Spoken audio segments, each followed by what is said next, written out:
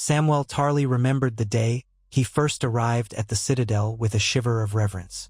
Though his life's journey had carried him from the frostbitten edges of the north to these humid southern halls, the stone corridors and ancient libraries felt more foreign than any place he had ever been. The smell of parchment and dust would have been comforting, had the tension in the air not hinted at powerful secrets waiting to be discovered. He had seen much by then: white walkers and whites, the chaotic swirl of kings vying for the Iron Throne, and the burden of knowledge that men like him were expected to carry. But as he strode deeper into those silent reading rooms, scanning the towering shelves for volumes rumored to contain the hidden truths of the Seven Kingdoms, Sam realized the Citadel was as treacherous in its own way as the North. It was a place where ideas could be weapons, where knowledge was both shield and dagger, and where a single scrap of text had the power to change the course of history. He had been a soft boy once, bullied and cast aside by his father. But his kindness had not been a weakness. It made him more watchful, more eager to learn. His skin still prickled at the memory of being told he would take the black or die, and he would never forget how the threat had seemed to cling to him through those lonely nights at Castle Black. Yet his greatest triumphs had not been with swords, but with his mind, and it was that keen mind that led him to the library in Old Town, back from the realm's darkest corners, determined to fulfill his self-imposed role as historian and gatherer of truths. During the Great War against the Night King, Sam had done what many knights and kings had failed to do. He had learned, he had adapted, and he had survived. It was in those early months after the final defeat of the White Walkers, when the ruins of battle still smoldered and the realm looked about, uncertain what shape its new peace would take, that Sam returned to the Citadel. He felt compelled to serve as a bridge between the horrors of the North and the intellectual discipline of the Maesters. They were an order dedicated to knowledge, but they could be blind to the world beyond their tomes. He had lived in that world, seen death come with ice-blue eyes, and he knew that ignoring grim realities would only invite disaster back in. Through countless nights, he pored over dusty scrolls, by candlelight that occasionally sputtered and went out, forcing him to relight it with trembling fingers. The quiet hush of the Citadel at night was a welcome solitude to a man with many burdens. Some burdens, however, he did not know he carried, not until he began reading certain forbidden texts said to be concealed in the locked vaults beneath the Citadel's main repository. As a once brother of the Night's Watch, and a man who had personally encountered the darkest threats the world had to offer, he was granted a degree of respect by some of the more liberal archmasters. Others, though, regarded him as an upstart who had the temerity to speak of dead men walking and dragons flying. They saw him as a curiosity, a fleeting phenomenon of the new era, rather than as a mind worthy of the Citadel's deepest secrets. Yet Sam pressed on with quiet determination. He became a near hermit, rarely leaving the library except to eat or snatch a few moments of restless sleep. He believed wholeheartedly that the knowledge contained in the Citadel's labyrinthine vaults might one day protect the realm from threats both mundane and supernatural. He needed to record every piece of crucial information. If there were any missed details, any mention of weapons to slay future Night Kings or genealogies that might end conflicts before they began, Sam wanted to find them.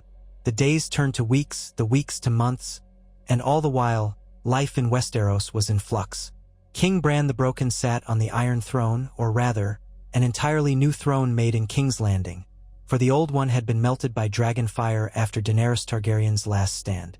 He ruled with a measured calm that some hailed as wisdom and others saw as a cold detachment. The small council had been restructured, with Tyrion Lannister at the head as Hand of the King. Sansa Stark reigned over the North as its queen, an independent kingdom once more. The realm was settling into a cautious peace, forging alliances and repairing the devastation wrought by war. Sam's official duties at the Citadel were unremarkable on the surface.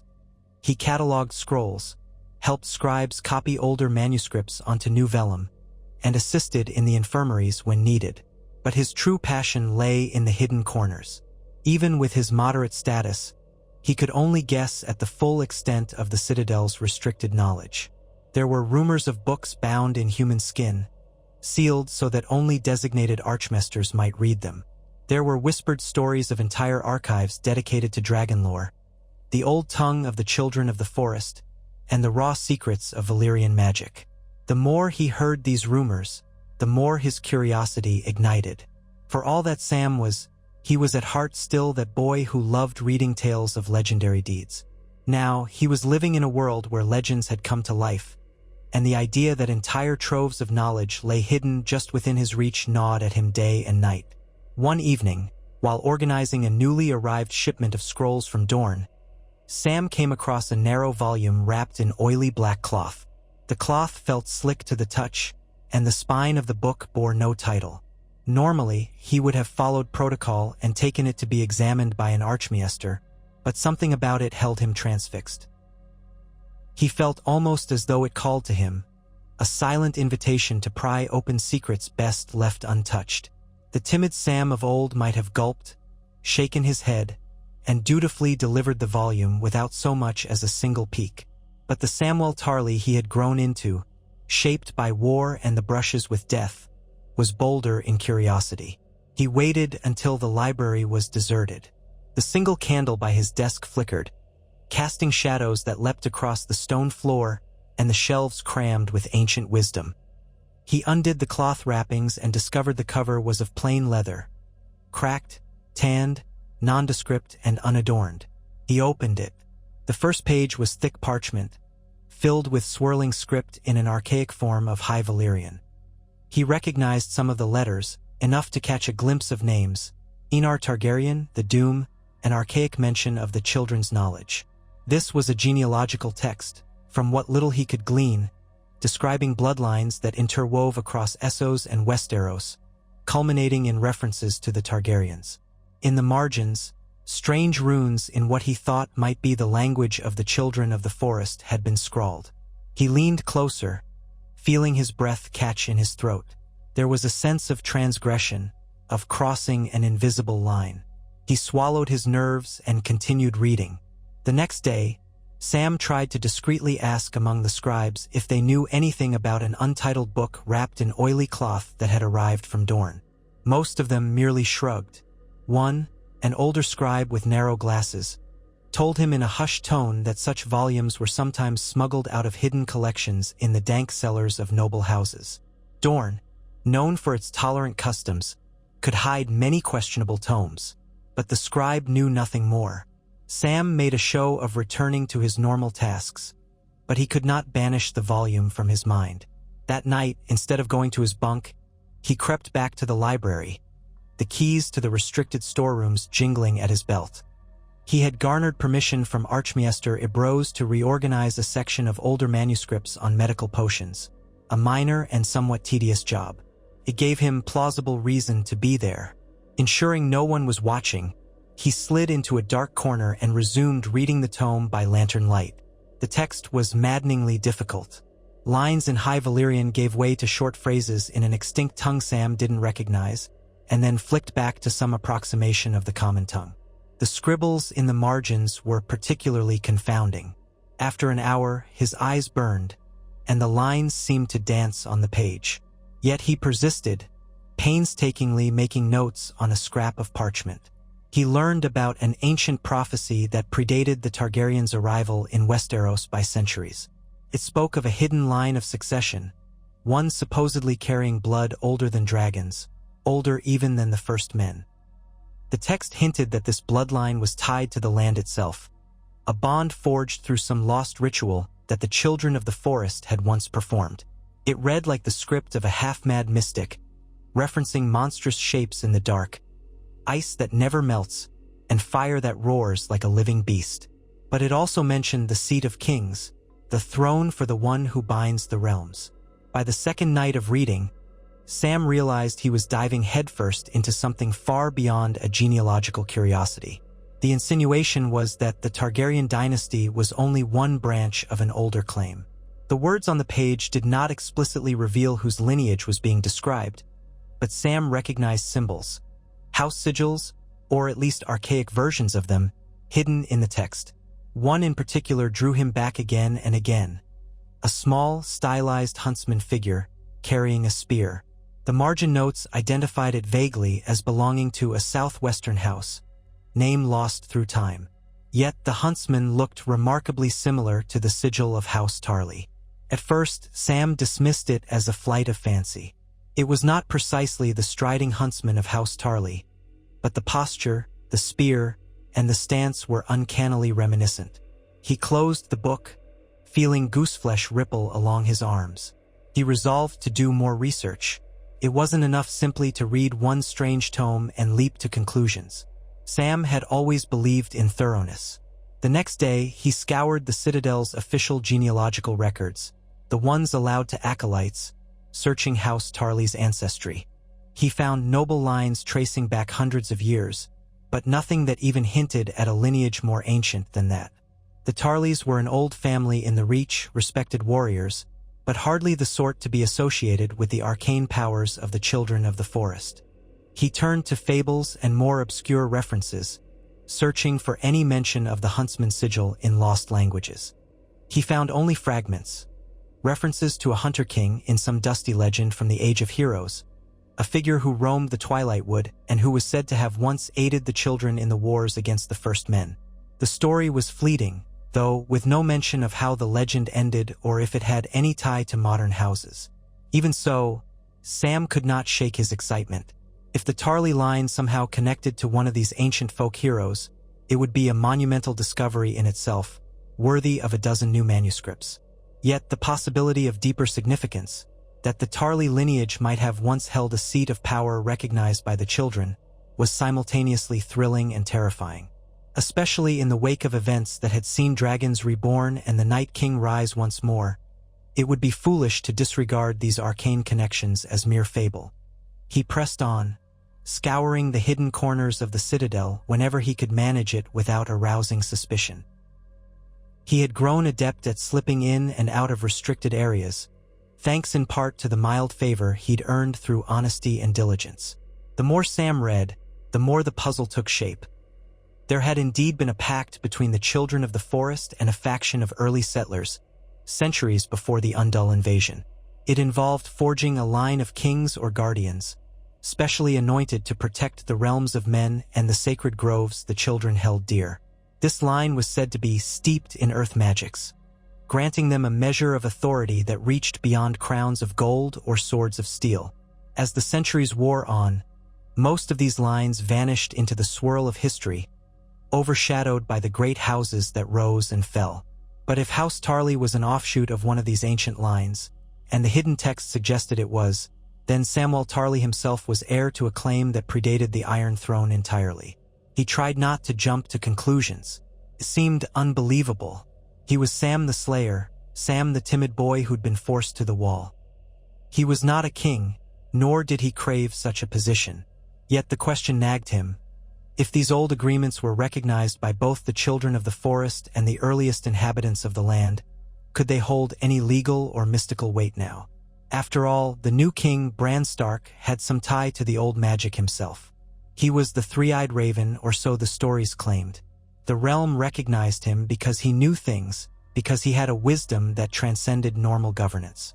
Why, then, would they not acknowledge a claim that came from the land itself, from a pact forged in the dawn of men? It sounded absurd in the context of modern power politics, but Sam had witnessed more absurdities become reality. He also recalled the conversation he'd once had with Ser Jorah Mormont, back when they were both in the north. Ser Jorah had mentioned how House Mormont's words were simple, "Here we stand," but that their loyalty to the Starks and their fierce independence came from an ancient oath, almost primal in nature. House Tarly's words were first in battle, but perhaps there was more behind that slogan. Sam found himself imagining the formation of House Tarly not merely as the product of some landed knight being ennobled, but as the result of a blessing from the children themselves. What if the huntsman in the sigil was not just a symbol of martial prowess, but a direct nod to that mythical hunter king? Late that night, his thoughts churned. He paced in his small chamber, where the single window looked out over the honeycombed spires of the Citadel. Owls hooted, and the faint lapping of water from the canal echoed through the quiet. Sam set the battered tome on a table and studied it once more, the candle's flame dancing over its cracked leather cover. He wondered who had written it and at what cost. The forbidden knowledge he had stumbled upon lay heavy on his shoulders. Sam had once thought the greatest secret he might uncover in Old Town was some cure for grayscale or a more precise method of forging Valyrian steel. But here, in his hands, was a text that could upend the concept of who truly had the most ancient right to rule. Not that Sam particularly cared about the throne itself. In his heart he was a scholar, a friend, and at most a steward of knowledge. But what if this was important for the realm's stability? Bran had brought unity, but tension lingered in the corners. The Iron Islands eyed independence, and in Dorne, there were always murmurs of separation.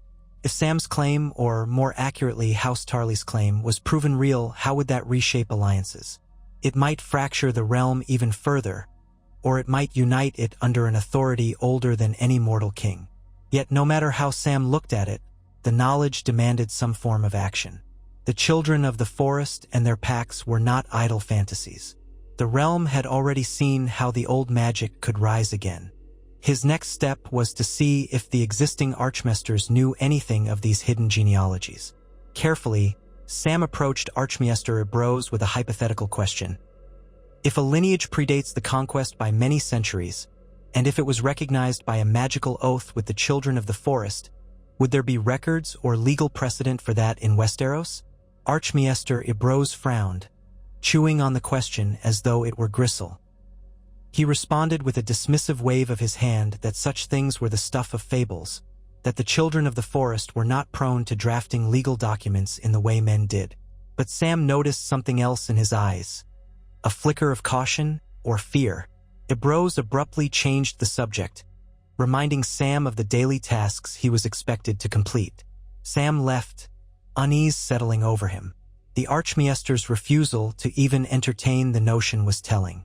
Perhaps he, too, harbored knowledge of certain fables that the Citadel guarded zealously. The more Sam dug, the more he sensed the Citadel's hidden hand. Over the centuries, the Maesters had shaped knowledge of the realm, sometimes suppressing aspects of magic and prophecy they found troublesome. It wouldn't be beyond them to keep obscure genealogical claims locked away, especially if such claims might destabilize the monarchy. After all, the Citadel had a vested interest in maintaining order, in ensuring their version of rational governance persisted. Sam now realized that even as a member of their order, he was stepping outside his bounds. He was delving into topics the Citadel considered best left buried. Yet he could not stop. He was half complicit in it already. A dozen nights more, he spent in silent corners, hunched over manuscripts, cross-referencing the text with everything from small folk oral histories to half-decayed scrolls on the local histories of the Reach. His heart hammered each time footsteps echoed in the hallway, worried someone would catch him rifling through restricted materials. It was a new kind of danger, one of knowledge rather than cold steel. And Sam found, to his own surprise, that it thrilled him almost as much as it frightened him. Piece by piece, the puzzle became clearer. House Tarly's origins might trace to a legendary figure known in those old songs as the Guardian of the Green, a mortal champion supposedly blessed by the children to protect the southern forests. Over generations, the memory of this champion's pact with the land had degraded into mere pride in being skilled hunters and warriors. The Green Guardian was said to have fathered many children, their line diverging into lesser houses. But those children, or so the text implied, still retained some spiritual claim to stewardship over Westeros. A claim older, in some ways, than the concept of the Iron Throne. Sam laughed wearily to himself. It was such a grand notion. Him, the once cowardly son of Randall Tarly, a direct descendant of some primeval forest king? Impossible. Yet the evidence was there, however murky. Each new scrap of knowledge he found seemed to confirm at least part of it. He concluded that if the realms were in dire need of a unifying figure recognized by both men and the magical forces that still lingered, like the children, if any survived, then this lineage might become a rallying point. The new king, Bran, was tied to the old powers through his visions. But the pact Sam had unearthed was different, more direct, referencing a seat of kingship that lay in the mortal plane but was sanctified by the mysterious forest folk. Days passed and Sam's obsession grew. He had not told Gilly anything yet. He wanted to be certain. She often asked why he was so tired, why he seemed distant and distracted. He told her only that the Citadel was a demanding place, and she gave him a sympathetic smile. She was busy herself, taking care of little Sam and exploring the city of Old Town, marveling at the difference from the north. Sometimes, Sam worried that by not sharing this burden with her, he was betraying her trust. But he found it difficult to gather the right words. How could he say, "I might be the rightful king of Westeros, sanctioned by a inscient magic," without sounding like a delusional fool? He decided one morning that he needed confirmation beyond old scrolls. If there was any chance that a piece of living magic remained, like how Bran had become the three-eyed raven, then perhaps the children still walked in hidden places. But how to find them? Beyond the wall? That seemed the logical place, yet Sam had parted ways with the cold north. Instead, he scoured references for rumored sightings of the children in the southern forests, though most believed them extinct everywhere but the deepest north. Some scrolls hinted at caves in the Dornish mountains or certain remote islands off the coast of the Reach. Every reference was ephemeral. When he broached the subject carefully with a few fellow maesters, they looked at him askance. One or two told him that men had spent lifetimes searching for living children in the south and found nothing but echoes. Yet something in Sam spurred him on. The possibility, however remote, made him think of the White Walkers, how they had been considered myths until they revealed themselves in terrifying flesh. What else might the realm have dismissed as fairy tales? And then, quite unexpectedly, Sam's path intersected with an outsider who claimed to know something. A traveling mystic from the disputed lands, an old woman with pale eyes and a voice like a rasp, appeared at the Citadel gates seeking entry. She said she carried a letter of introduction from Archmaester Marwyn, the same unorthodox scholar who had gone traveling years ago in search of magic. She was granted a temporary audience, and it so happened Sam was present in the anteroom when she arrived. She looked at him closely, lips cracked and eyes watery, then beckoned him aside. She pressed into his hand a small wooden token carved with runic symbols. He recognized them faintly from the margin scribbles in that forbidden tome. She whispered, "The Guardian's blood stirs. If you seek the children of leaf and bark, find the black pool in the haunted glen." Then she cackled, coughed, and scurried out before Sam could gather more details. This cryptic message chilled him. The words echoed certain lines from the text, references to a black pool, where the children once performed their rites. He pored over maps of the Reach, searching for glens rumored to be haunted. Many places claimed that name, but one in particular, deep in the forests west of Horn Hill, matched the old descriptions. It was near the place where House Tarly's earliest stronghold might have stood, back when they were merely local hunters. Sam's heart thundered. Could it be that somewhere in his own homeland, the remnants of that ancient magic still lingered? He had not been back to Horn Hill in quite some time, not since tensions with his family had eased only slightly in the aftermath of the wars. Randall Tarly was gone now, burned by Daenerys's dragon. Sam still carried sorrow over that, mixed with conflicting emotions about his father's harshness. His mother and sister resided there, doing their best to maintain the seat of House Tarly in the New Age. A part of him dreaded returning, but the pull of knowledge was stronger than fear. If there was even the slightest chance that the mystic's words were true, if Sam could confirm the lineage and the living oath, it could alter not just his life, but the fate of the Seven Kingdoms. He made the journey quietly. Under the pretext of visiting his family, Sam packed his notes, the forbidden book wrapped in brown cloth now instead of the original oily black. He told Gilly that he would be gone for a short while, that it was important but not dangerous. He simply needed to confirm some references. She seemed skeptical but trusted him enough not to pry too deeply. He kissed her and little Sam goodbye, promising to return soon. Traveling the roads of the Reach felt eerie. Gone were the days of armies marching to war. The land was peaceful. Farmers tending fields, small folk repairing homes battered by the prior conflicts. The golden wheat fields rippled in the sun, a far cry from the bleak snows of the north. Sam found no solace in the scenery, though. His mind churned with worry and anticipation. Nights he spent in small inns or under the open sky, rereading certain passages by moonlight until the words blurred. By the time he arrived at Horn Hill, he was exhausted. His mother greeted him with cautious warmth. She had always been kinder than his father, though the memory of Sam's forced exile still lingered in her eyes. Sam's sister, Tala, was overjoyed at his return, fussing over him and telling him all the little stories of life at Horn Hill. Sam nodded politely, but his thoughts lay elsewhere. After a day spent reacquainting himself with the household, he asked for a horse and a map. He claimed he wanted to visit an old historical site nearby. Tala quizzed him. "What business do you have out in those dark woods?" "It's nothing but old hunting trails and rumors of ghosts." Sam managed a wry smile, giving only half answers about research for the Citadel. She rolled her eyes but acquiesced. Dawn saw Sam riding out alone, bundled in a cloak.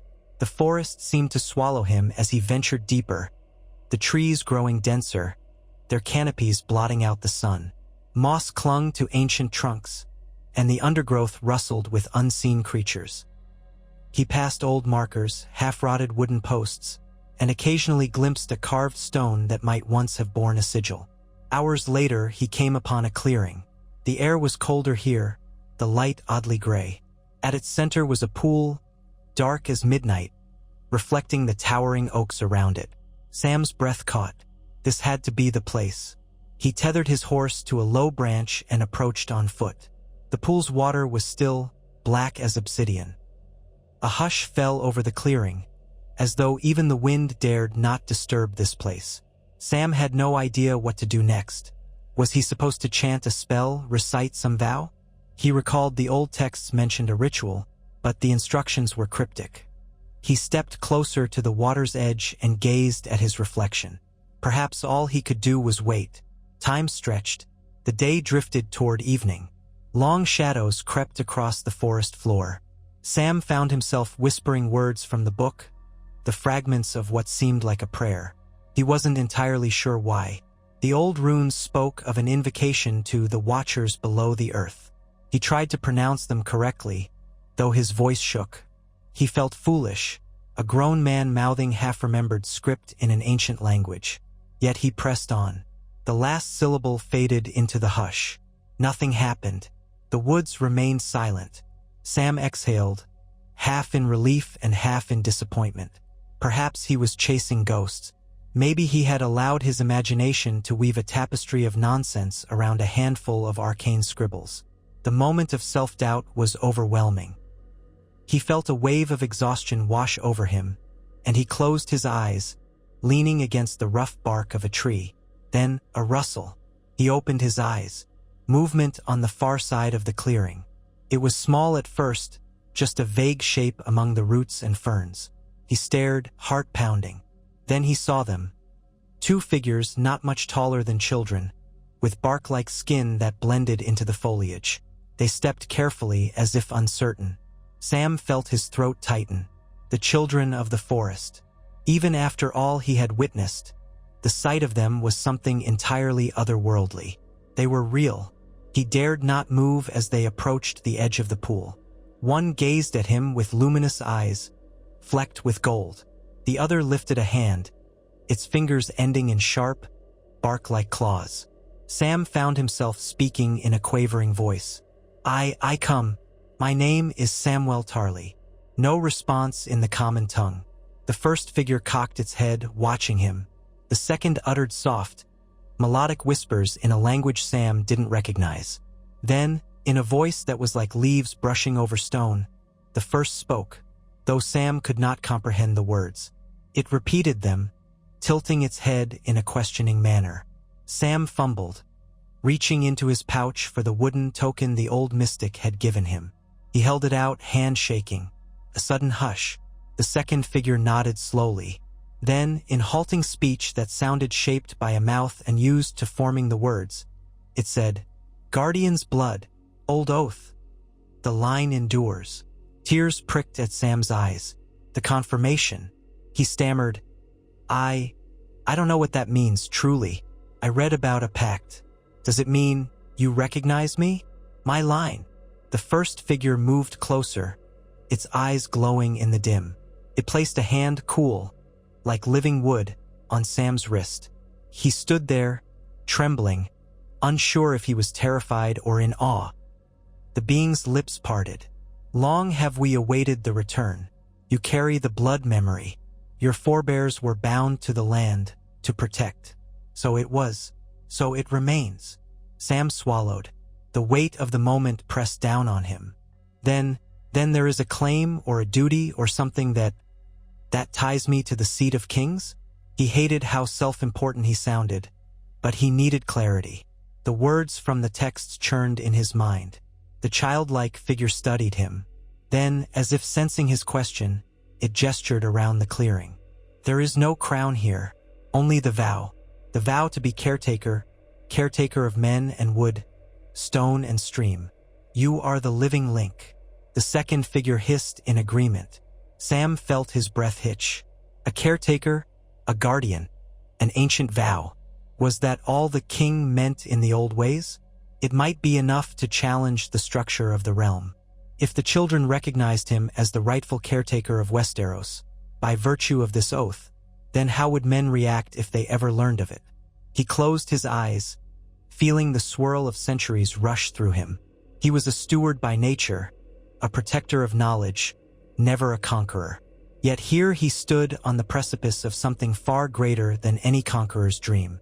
For a fleeting moment, he thought of how the realm might benefit from a ruler who put knowledge and protection first, who understood that the land and its people were intertwined. And then he thought of the chaos it could sow.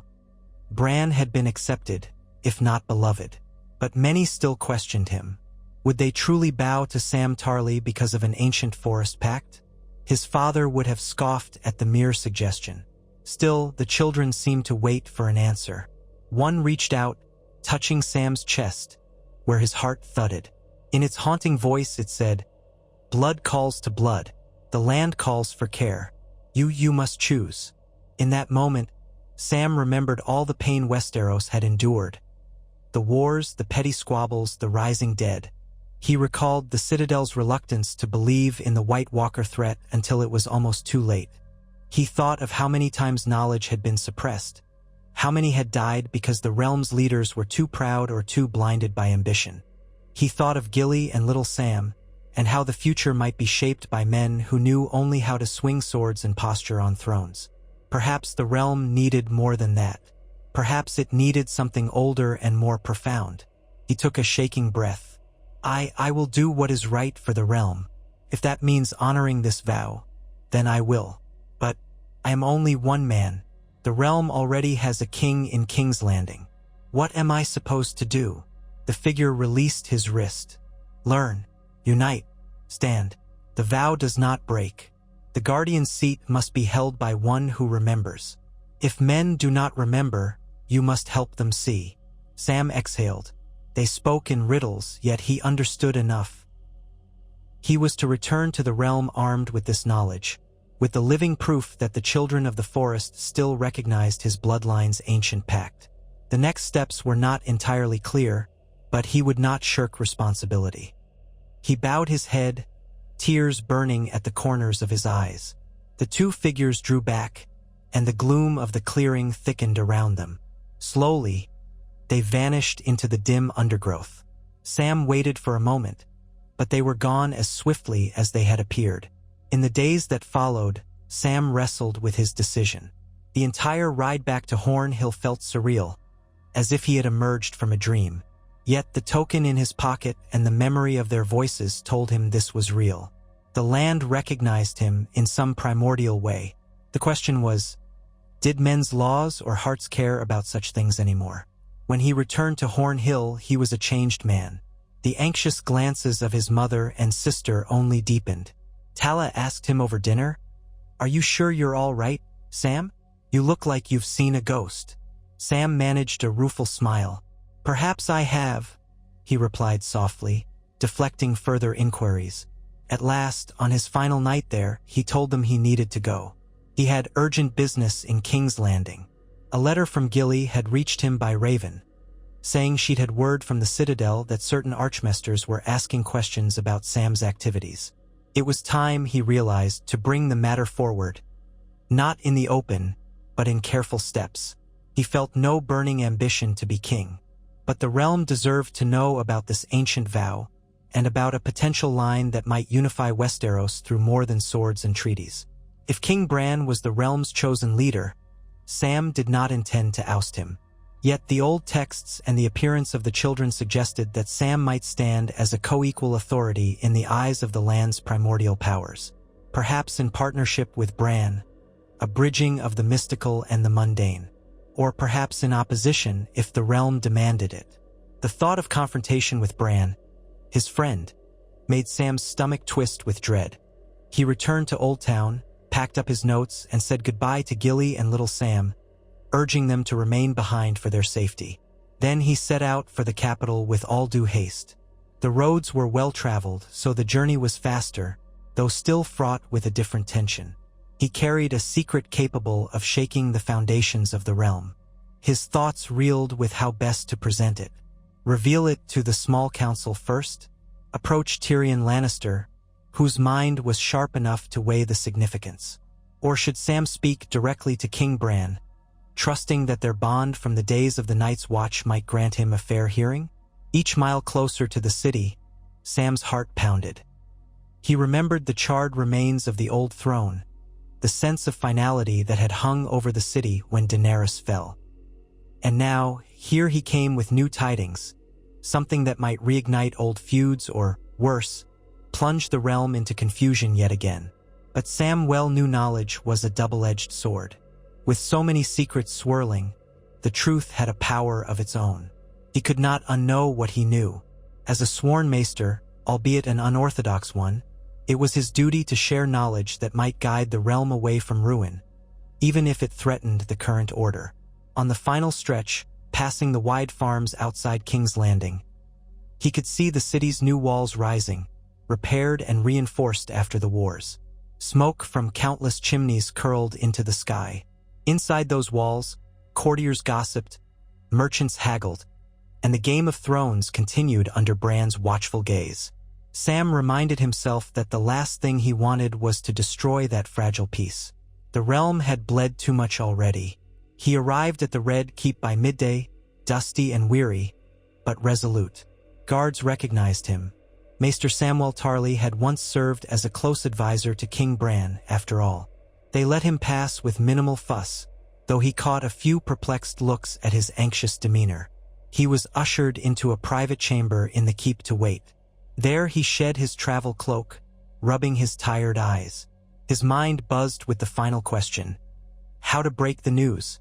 Before he had settled on an answer, the door opened. Tyrion Lannister entered, accompanied by Ser Brienne of Tarth.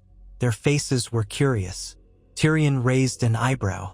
"Samwell Tarly, you look like a man with the weight of the world on his shoulders," he said lightly. "Care to share?" Sam swallowed. He glanced at Ser Brienne, her calm blue eyes watchful. He took a steadying breath. "I bring news, possibly the most important news since the end of the war. Something about a very old claim to the throne. My claim, in fact." Tyrion's eyebrows shot up to his hairline. He glanced at Brienne, who said nothing but kept a hand near her sword hilt, as though prepared for any eventuality. "Your claim?" Tyrion echoed. "What madness is this? You're no secret Targaryen. I wrote the bloody book on secret Targaryens," he added with a hint of dry humor. Sam tried to muster a small smile but failed. He told them the essentials: the ancient vow, the forbidden texts, the genealogical link to the Guardian of the Green, and the Children of the Forest's recognition. He spoke in a rush, the words tumbling out of him like a dam bursting. When he finished, the silence was deafening. Tyrion blinked. For the first time in a long while, the usually quick-witted man seemed at a loss for words. Brienne's expression was stoic, though her eyes flickered with concern or perhaps disbelief. At last, Tyrion cleared his throat. "This is unprecedented, even more so than Jon Snow's parentage revelation." His voice took on a note of seriousness. "Are you certain of what you saw?" Sam nodded fervently. "I spoke to them, Tyrion, the children. They recognized the old oath. They touched my wrist and..." He trailed off, remembering the sensation of that bark-like skin. There's more I haven't told you yet. I have documents, references from the Citadel. This is not a mad fancy, I swear. Tyrion let out a slow breath. I believe you. You've never been one to lie or chase delusions. But you realize what this implies. Sam's shoulders slumped. Yes, it threatens everything. He paused, then added, or it could strengthen everything. If the realm accepts that the land's oldest magic grants me caretaker rights, for lack of a better phrase, maybe we can heal some of these old wounds. And if it doesn't?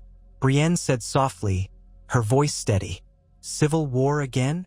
Sam nodded grimly. He sensed in that moment the magnitude of what he had brought into this palace.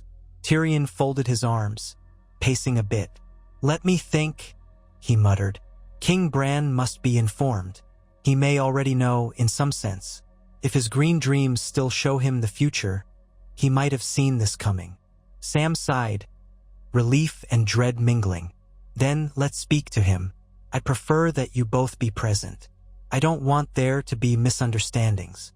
That same day, Sam found himself in Bran's private audience chamber. The king, young in body but ancient in gaze, sat in his wheeled chair, cloaked in a subdued robe. The expression on his face was difficult to read, but Sam sensed no hostility, only curiosity. Tyrion and Brienne stood by, watchful. Sam bowed, then explained himself again. He showed the battered tome, the notes, the wooden token. He recounted in hushed detail his encounter with the children. As he spoke, Bran's eyes seemed to cloud as though he were seeing something else, some distant memory or vision. When Sam finished, Bran let silence hang in the air for a long moment. Finally, Bran spoke, his voice measured. I see the threads of this.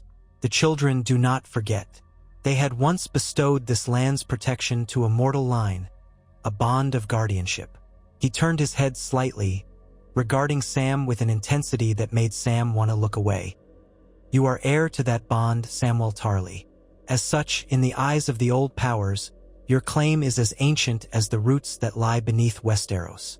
Tyrion blew out a breath he'd been holding. Ser Brienne bowed her head.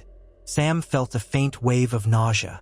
Even though he knew it to be true, hearing Bran confirm it with that eerie calm was another matter entirely. Then what do we do? Sam asked, voice trembling. I have no desire to unseat you, your grace. But knowledge cannot be ignored. Bran's features did not betray much, but Sam thought he saw a hint of understanding, even compassion, in his pale eyes. You came to me, which already shows your heart. The question is not who rules in the old sense. The question is how we uphold the vow to protect the realm from further destruction. The realm has changed. The children of the forest are almost gone. The White Walkers are defeated. Dragons are scarce once more. But if we ignore this knowledge, we risk repeating the mistakes of old. Sam nodded, heart pounding. He found courage enough to speak. Then let me propose this. We reveal the existence of this vow, that House Tarly holds a caretaker's claim recognized by the children. We do not proclaim a new monarchy. Instead, we expand the concept of the monarchy to include the old vow.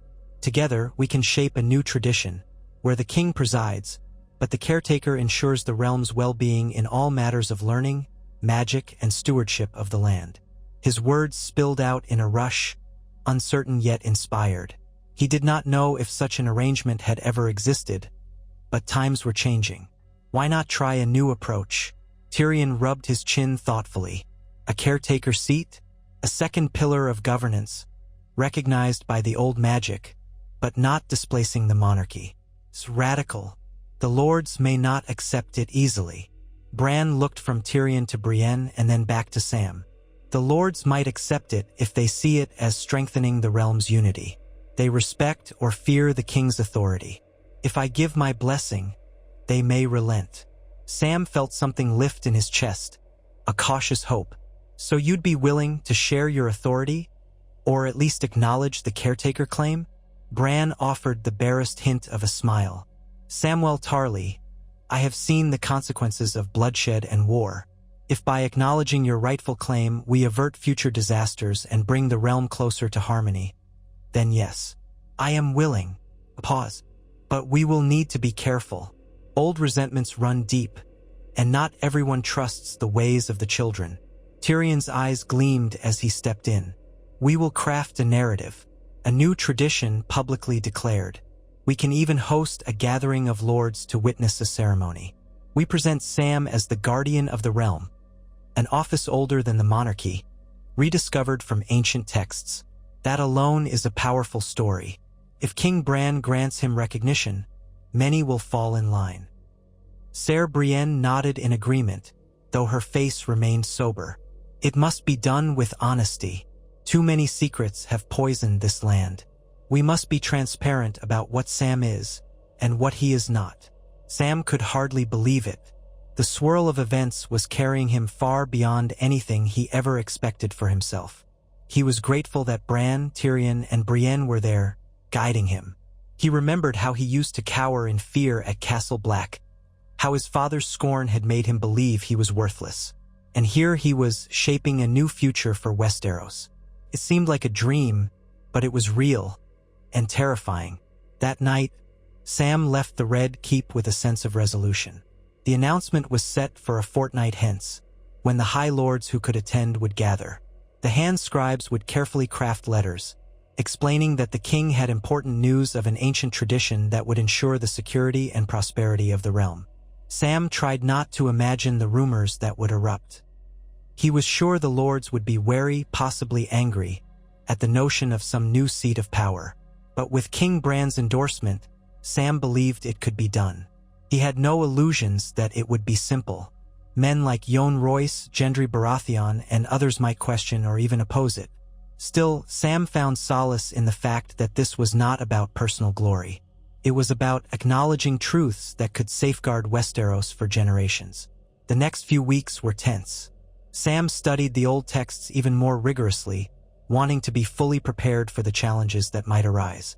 Tyrion coached him on how best to speak before the assembled lords, encouraging him to project confidence rather than meekness. Brienne offered moral support, reminding Sam that duty was often uncomfortable, but necessary. When the day came, the throne room, restored but different under Bran's reign, was filled with curious onlookers. The lords had arrayed themselves in cautious ranks, whispering among one another. The new throne was simpler than the jagged iron throne of old, constructed of smooth wood and stone, a reflection of Bran's nature. Tyrion stepped forward and, in a clear voice, commanded silence. He spoke of how the realm had suffered under illusions and hidden truths, how the last few years had taught everyone the importance of knowledge. He then introduced Sam as the Honorable Maester Samwell Tarly, who bears tidings from the very roots of our land. Heart-pounding, Sam stepped forward. He could feel scores of eyes upon him. He spotted Sansa among them, having traveled from Winterfell. Her expression was guarded but curious. He saw Arya had not come. She was still abroad, apparently. Davos Seaworth stood near the front, arms folded, wearing a faintly encouraging look. Sam took a breath. He recounted a measured version of his discovery, speaking of how House Tarly descended from a line recognized by the children of the forest as guardians, entrusted to keep the balance and protect the realm. He did not dwell on mystical details that might alarm them. Instead, he presented it as an ancient bond, a vow of stewardship, which does not negate the king, but rather upholds and complements the king's noble rule. A ripple of unease swept through the crowd. Murmurs, skeptical glances. Lord Royce coughed pointedly. Gendry frowned, arms crossed. But Sam pressed on, concluding with, "In consultation with King Bran, we have agreed to restore this ancient seat of guardianship.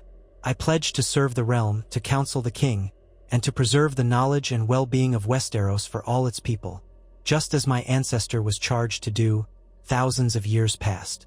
King Bran wheeled forward, gazing out at the assembled lords. He did not speak in a grand manner, but each word carried weight. "I have seen glimpses of our past, and I know this vow was real.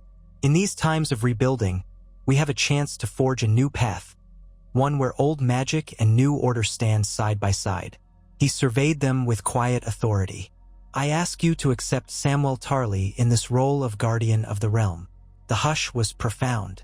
Then, from near the back, someone called out, "We have no quarrel with Sam Tarly, but what authority does magic hold over us now?" Others murmured their agreement. Sam's heart seized, uncertain how to respond.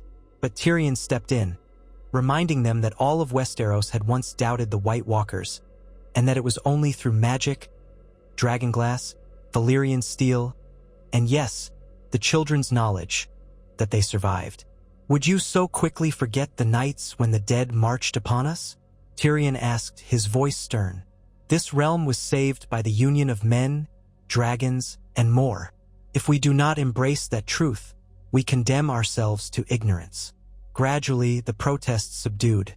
A few lords, like Davos and Bronn, who had come as Lord of Highgarden, still wearing his characteristic smirk, remained silent but attentive. The tension in the hall was palpable. Then Sansa Stark stood forward, offering a slight incline of her head to Sam. "If Bran the King believes this is needed, and if Samwell Tarly's words are true, I will support it. House Stark owes Sam Tarly a debt for his help in saving us from darkness. We will honor his new office." That endorsement carried weight. Lords loyal to the North murmured in assent. One by one, the reluctance shifted. No one seemed entirely happy about a new seat of power, but with King Bran's blessing and Lady Sansa's support, open defiance was unlikely. Finally, Gendry Baratheon gave a shrug and nodded. "All right, Sam Tarly. If the realm needs a caretaker as well as a king, then so be it. At least I can't fault your character." Others voiced similar acceptance, some with more grace than others. Thus, in a swirl of uneasy compromise, Sam was proclaimed the guardian of the realm, sworn to uphold the ancient vow that the children had recognized. He knelt before Bran, who placed a simple wooden crown, carved from the old weirwood stumps in the Red Keep's newly planted godswood, upon Sam's head. It was not the crown of a monarch, but rather a symbol of his caretaker role. In that moment, Sam's chest flooded with overwhelming emotion. He remembered the fear he had felt when forced to take the black, the shame of disappointing his father, the joy of discovering the power of knowledge. And now a deep resolve settled over him. If he was to shoulder this duty, he would do so wholeheartedly. Applause was scattered, uncertain. Tyrion stepped in, guiding the final formalities, ensuring the lords recognized that Sam's authority did not supersede Bran's, but rather worked in tandem. Sam saw the political scowls on some faces. This arrangement was new, unprecedented, and perhaps threatened the old ways. But for now, the decree was done. Samwell Tarly had claimed an ancient seat of power. The consequences would unfold in the days to come. At the feast that evening, Sam sat at the high table, feeling terribly out of place. Yet many approached him, asking questions about what this new role entailed. He tried his best to answer humbly, "I am not a king, my lord. I am but a steward of the land's deeper powers. I will advise the king, gather knowledge, and ensure we never again ignore the dangers or wonders that may arise in this realm." It was a delicate balancing act, but Sam found that sincerity went a long way. His old friend Podrick Payne came by with a grin, congratulating him, though he looked slightly bewildered. Davos gave a respectful nod, muttering about how times kept changing. Tyrion slipped into a seat beside Sam. "Well, you did it. You may be the first person to stumble upon a better solution than endless war for the throne." His grin was half teasing, half genuine. Then, leaning in, he lowered his voice. "Be careful. I suspect not everyone is pleased. Some see any new seat of power as a potential threat to their own ambitions. I expect you'll have to navigate quite a bit of political cunning to keep this afloat." Sam managed a shaky smile. "I never asked for this, but I'll do what's necessary. And you won't do it alone," Tyrion assured him, clapping him on the back. Across the room, Sam caught Bran's gaze. The king's face was impassive, but Sam sensed approval. At least for now, they had forged a fragile alliance between the realm's new monarchy and the oldest vow known to Westeros. What would come next? How the lords, and indeed the realm, would accept a caretaker recognized by the children of the forest, remained unknown. Yet Sam felt a glimmer of optimism. Knowledge had not only saved them once, it might save them again. If he, Samwell Tarly, could embrace this caretaker's role and remind the realm of its deeper connections, to the land, to each other, and to the magical forces that lingered unseen, then perhaps they truly could break the cycle of violence and ignorance. In the days that followed, Sam set about organizing a new body of advisors drawn from maesters, knights, and even small folk with specialized knowledge, herbalists, craftsmen, rangers who had traveled beyond the wall. He intended to build a council that would reflect the realm's diversity, ensuring that the Guardian's seat was not an echo chamber of lords vying for power. He worked tirelessly, drafting plans for how to preserve the knowledge of the Citadel without letting it become stifled or hidden. He wrote letters inviting Dorne and other outlying regions to send scholars, hoping that increased communication would quell old rivalries. There were early challenges.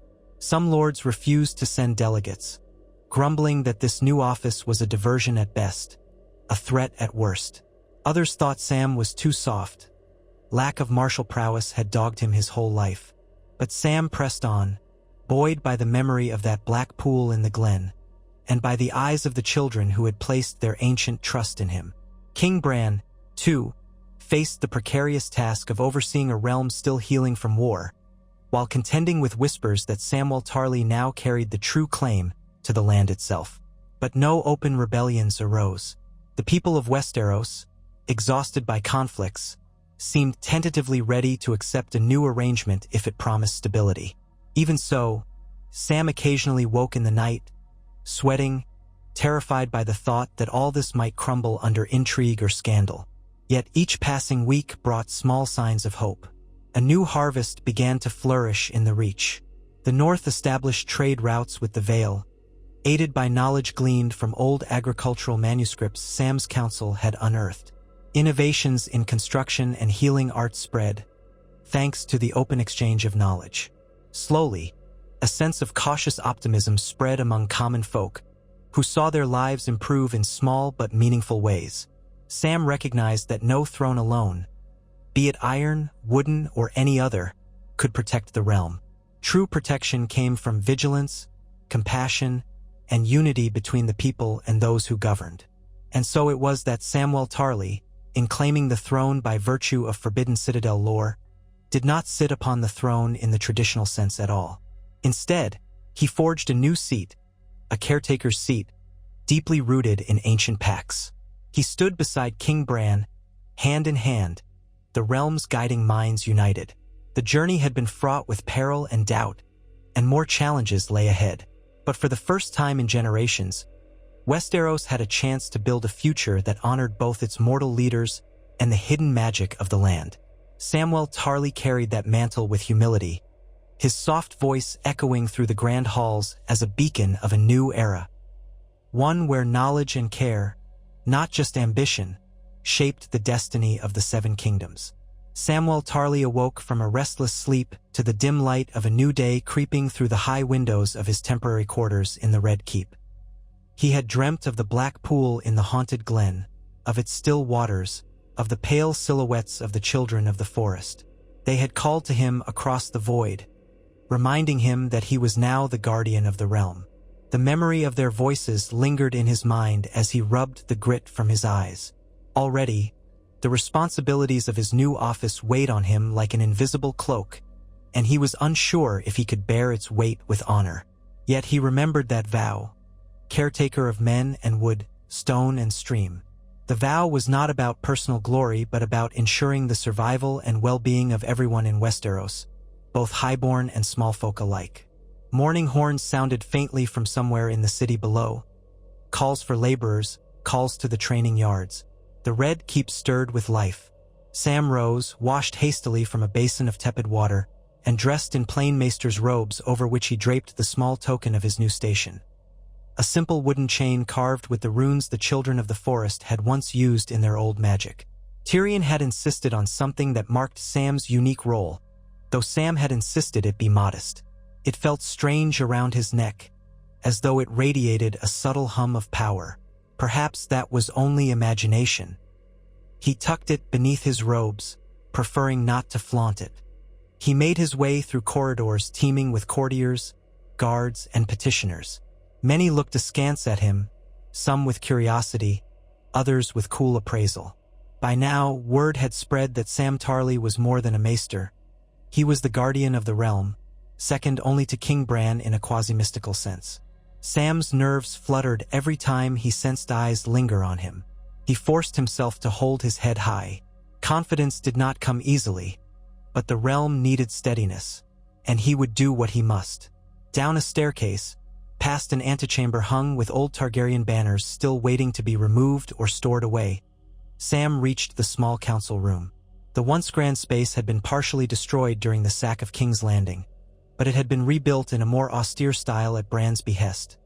Simple walls, unadorned chairs, a large table polished smooth with nothing but a map of Westeros carved into its surface. Tyrion sat at the far end, scribbling furiously on a piece of parchment. He looked up when Sam entered, offering a faint smile. "Good morning, Guardian," Tyrion said with a theatrical flourish of his quill. "I trust you slept better than I did?" Sam smiled wearily, sinking into a chair beside him. "I doubt it. My dreams were complicated." He glanced around.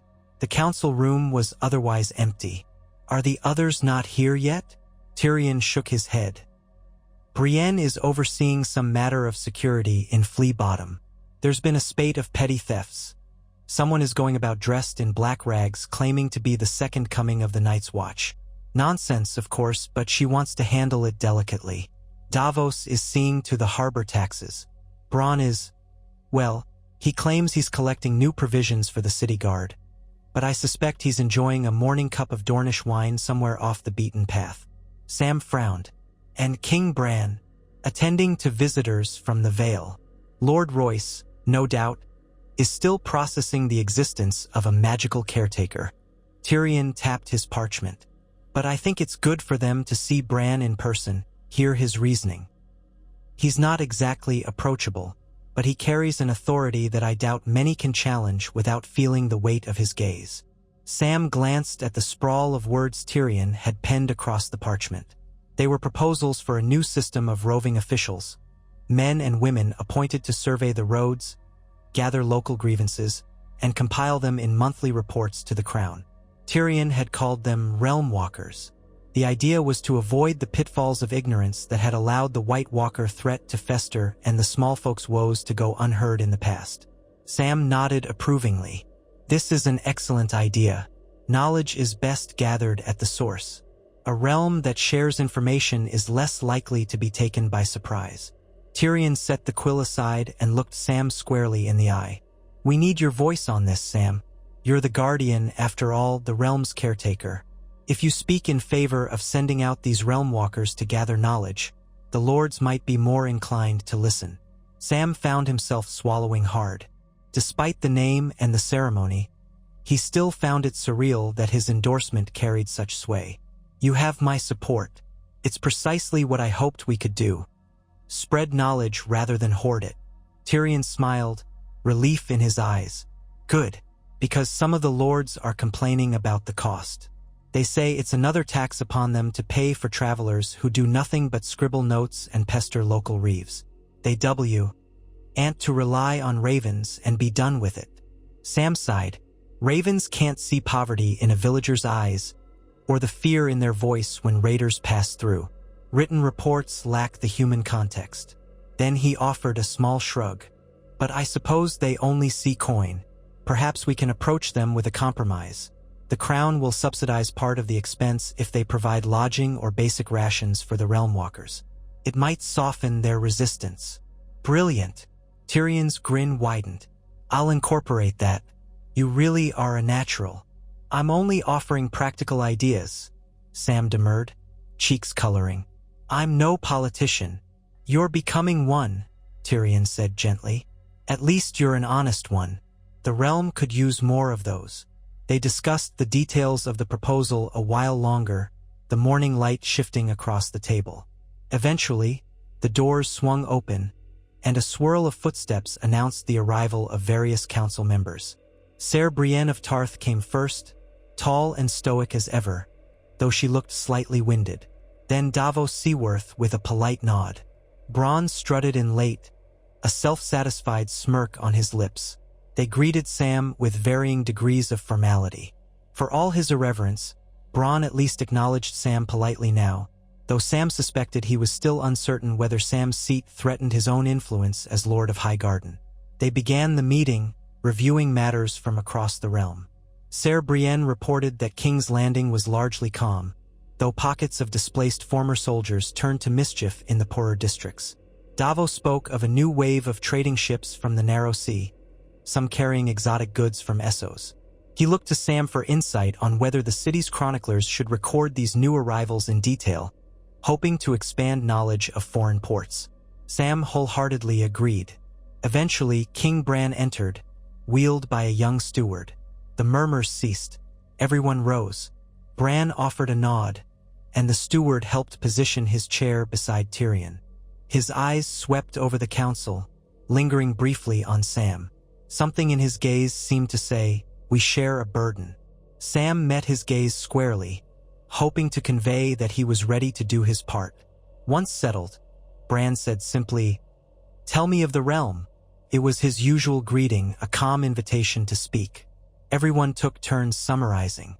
Tyrion ended with the Realm Walker's proposal, to which Bran offered a single nod. "We can do better than in the days of chaos," he murmured. "Let this plan be known. Sam, as Guardian, see that the Maesters help coordinate. The Citadel might resist, so reassure them that these are not replacements for ravens, but complements." Sam felt a jolt at being singled out, but he composed himself. "Yes, Your Grace. I'll see to it." They moved on to other matters, from the Iron Islands to Dorne. Little was new there. Dorne maintained a precarious independence of spirit, but so far had not openly rebelled. The Iron Islands seemed focused on rebuilding their fleets, not scouring the seas for raiding. Yara Greyjoy had reached a fragile accord with Bran, as long as the Ironborn retained their autonomy to some degree. Once the meeting wrapped, Sam intended to head back to his study to begin drafting instructions for the Citadel. But Bran caught his eye, a silent request to remain. Tyrion, too, lingered. When the others had filtered out, Bran turned his gaze to Sam and said softly, "I see shadows of dissent forming among certain lords. They doubt the necessity of an ancient caretaker's seat. I do not wish to pit you against them, nor do I wish to silence them. But I must ask, are you prepared for what they might attempt?" Sam's heartbeat quickened. I think so. I'll do my best to explain the truth. Knowledge is the best armor, I believe." Bran regarded him in thoughtful silence. Tyrion set a comforting hand on Sam's shoulder. "We stand behind you, Sam, but you must be careful. Not all who doubt you will speak openly." Sam nodded, anxiety flickering in his chest. "I'll keep my eyes open. Is there anything specific we should know?" Bran's gaze grew distant, as if he were peering into some half-remembered dream. A name, Lord Mulbert Mullendor of Uplands. The name was obscure. Mullendor was a banner house sworn to House Hightower, if Sam remembered rightly. He is an ambitious man. I've glimpsed his envy.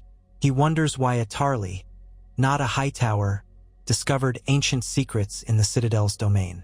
He stirs the pot in Old Town, whispering that you're a pretender seeking to overshadow the rightful power of the king. Tyrion let out a sigh. Mullendor, I recall the name from the siege during the war. He kept his head low but emerged richer afterward, buying tracts of land near Old Town. He's cunning enough to cause trouble if he sees profit in it. Sam listened, stomach twisting. Then, I'll be wary. Perhaps I should speak with the Hightowers directly, try to ensure that they aren't swayed by his whisperings. Tyrion agreed. That might be wise. The Hightowers remain one of the most influential families in the Reach, second only to you, arguably. If they lend their voice to Mullendor's descent, you'll have a real problem on your hands, especially with your father gone and the Tarly power in transition. Sam frowned, remembering Horn Hill and the uncertain relationship between the Tarlys and Hightowers. They were neighbors, after all, though the Tarly seat was further east among the forested hills. I'll send a raven ahead. Request a meeting with Lord Hightower. Perhaps I can reassure him that I harbor no ambition to overshadow anyone." He paused. "It's true I hold this caretaker seat, but I don't see it as a threat to their power in Old Town. I only want the Citadel's knowledge to flourish." Bran inclined his head. "I trust your judgment, but be cautious, Sam. Mullendor's ambitions are not the only threat. The Citadel itself has factions. Some archmasters may not welcome your revelation that their hidden vaults contained proof of an older monarchy. They've shaped history for centuries. This truth, this caretaker seat, it might undermine their sense of control." Sam swallowed, thinking of Archmaester Ebro's wary expression when Sam had first probed him about the possibility of a pre-conquest claim. "I'll go carefully, Your Grace." With that decided, the three parted ways. Tyrion returned to his endless scribbles, while Bran departed in his wheeled chair for an audience with a group of knights seeking royal blessings. Sam lingered a moment, gazing at the carved map on the council table. His eyes wandered to the region of Old Town, where the towering fortress of the Hightower jutted from a stylized coastline. He felt a pang of concern. The Citadel had been his intellectual home, yet it could also become a den of enemies if the maesters believed he was meddling in matters best left to them. He exhaled and headed for his study. There, he found a raven perched on the windowsill, a rolled parchment tied to its leg. Sam gently took the message and unrolled it. His eyes widened when he saw the familiar handwriting of Archmaester Marwyn, the maester who had once ventured off in search of rumored magic across the seas. He read, "Maester Samwell, I write from the port of Daggerford in Essos. I have heard word of your new station, Guardian of the Realm, and the talk of ancient pacts with the Children of the Forest. Fascinating. Be warned that some in the Citadel will not embrace these developments, especially certain archmasters who fear magic as a threat to reason. Yet I believe this is a chance for true transformation. I urge you to carefully guard what you have discovered. Some knowledge, once revealed, cannot be undone. I will return to Old Town within the season. Perhaps we can speak then." Marwyn. Sam let out a shaky breath. Marwyn had always been unorthodox, open to the existence of magic, unconcerned with the Citadel's orthodox stance. Perhaps his return would provide an ally. Still, the letter only confirmed Sam's fear. The Citadel might pose a significant challenge. Hiding or suppressing knowledge was second nature to some of its archmasters, especially those who believed in maintaining a rigid order. Sam would have to tread lightly. He resolved to set out for Old Town soon, to address Mullendor's whisper campaign and reassure the Hightowers. With luck, he could stave off any brewing conflict. That afternoon, Sam wrote a careful letter to Lord Leighton Hightower, explaining his intent to travel to Old Town within the next fortnight, seeking only peaceful discourse and hoping to reaffirm the ties between their two houses. He composed each sentence meticulously, ensuring it would sound respectful and not in the least threatening. After all, House Hightower was old, proud, and deeply entwined with the Citadel. Offending them would be disastrous. When he finished, he sealed it with a plain wax signet. He had no official device yet for the Guardian's seat, preferring not to adopt any new crest that might further fuel talk of royal ambitions. He hurried the letter off to the castle's ravenry, where a flock of black wings rustled in the rafters. A Citadel-trained functionary was stationed there, but he eyed Sam uncertainly. Sam offered a polite nod, trying to mask his unease. Ever since the public announcement of Sam's caretaker seat, every interaction with a maester or scribe carried an undercurrent of tension. Some recognized Sam's scholarship and experiences fighting the White Walkers. Others saw him as an upstart who had galloped well beyond the Citadel's carefully constructed boundaries. In the ensuing days, Sam prepared for his journey. He arranged for Gilly to remain in King's Landing, at least until he gauged the situation in Old Town. She disliked the separation, but Sam reassured her it was only temporary and for her safety. He also assembled a small retinue, just a handful of loyal companions. Chief among them was a man named Willem, once a steward at Horn Hill, who had followed Sam when he'd gone to Castle Black years ago. Willem had survived the war and come south, eager to serve Sam again. There was also a young maester named Carrick, quiet and earnest, who believed wholeheartedly in bridging magic and reason. The morning they were set to depart, Sam stepped into the courtyard of the Red Keep. Light spilled over the ancient stone, and the air carried the salt tang of Blackwater Bay. Tyrion stood there, arms folded, dressed in a subdued doublet. "Going so soon?" he asked as Sam approached. Sam nodded, adjusting the strap on his saddlebag. "I have to. Lord Hightower hasn't answered my raven. But if we delay, Mullendor's whispers may spread unchecked." Tyrion sighed. "Be cautious. If you sense danger, send word. The crown can't afford to lose its guardian." A tiny smirk curved Sam's lips. "You flatter me, Tyrion. You see, I can be charming when I want to be. But in all seriousness, Sam, I've grown rather fond of the realm's caretaker. Don't let them do anything rash. House Hightower might not want open conflict, but Mullendor or others could provoke it. There's nothing more dangerous than a rumor twisted into a rallying cry." Sam nodded gravely. They clasped forearms in a gesture of mutual respect. Then Sam mounted his horse, an even-tempered bay mare named Old Jane, and signaled Willem and Maester Carrick to follow. Flanked by a few guards in Tarly livery, they rode out of the Red Keep's gates, merging with the bustle of King's Landing streets. Sam cast one last look at the castle walls before focusing on the road ahead. It felt surreal, leaving the seat of power behind to confront a more insidious threat: the quiet manipulations of men who feared or hated what Sam represented. They took the Rose Road south, passing through rolling farmland and scattered villages. The journey was easier than in the days of war, when roads had been ravaged by bandits and armies. Now the small folk were rebuilding. Fields of barley and rye stretched to the horizon.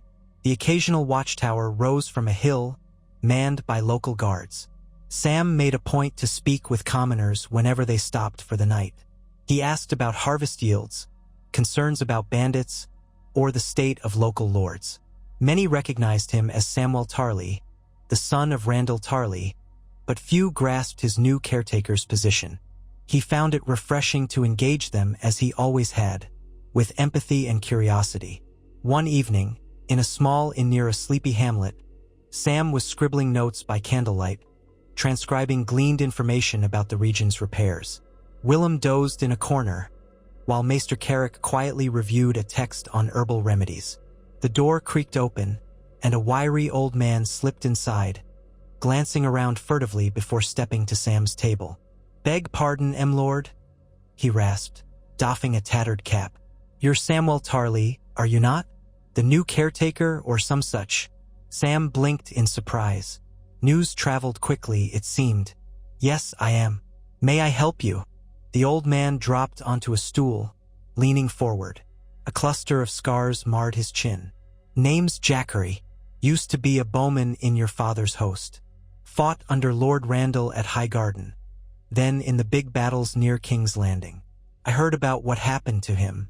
Mighty sorry for your loss. You might not recall me, but I recall you, though you were just a lad at the time." Sam swallowed, always uneasy when reminded of his father's final fate. "I'm sorry for what the war put you and the others through. How can I help you, Jackery?" The man licked his lips, eyes darting around as if afraid of being overheard.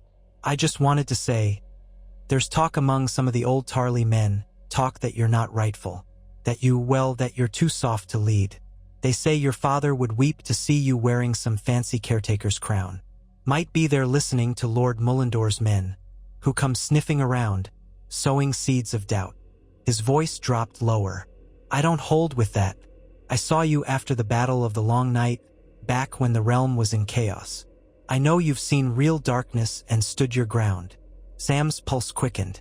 "They're stirring trouble among old Tarly soldiers? I never wanted to overshadow my father's memory, only do what's right for the realm." Jackery nodded gravely. Well, not all see it that way. Mullendor's men say you're an insult to House Tarly's proud martial tradition, that you'd bow to the Citadel's books rather than keep the oath of first in battle. Some resent how your father died and that you didn't avenge him." Sam felt a pang of guilt. He'd never had a chance to reconcile with his father. Daenerys Targaryen's fire had claimed Lord Randall. And Sam, deep inside, had wrestled with conflicting feelings of relief and sorrow. "Thank you for telling me," he said quietly, forcing calm. "I appreciate your loyalty. Does Mullendor claim I'm trying to take the monarchy from King Bran? Something like that?" Jackery shrugged. "I only heard bits, but they talk about you seating yourself higher than House Hightower in the Reach, about some magical nonsense that's meant to outrank even the king. Some men love the sound of that, longing for old conquests. Others think it's heresy. The truth's twisted to suit their aims, I reckon." Sam nodded slowly. This was precisely the sort of rumor that could spark violence if left unchecked.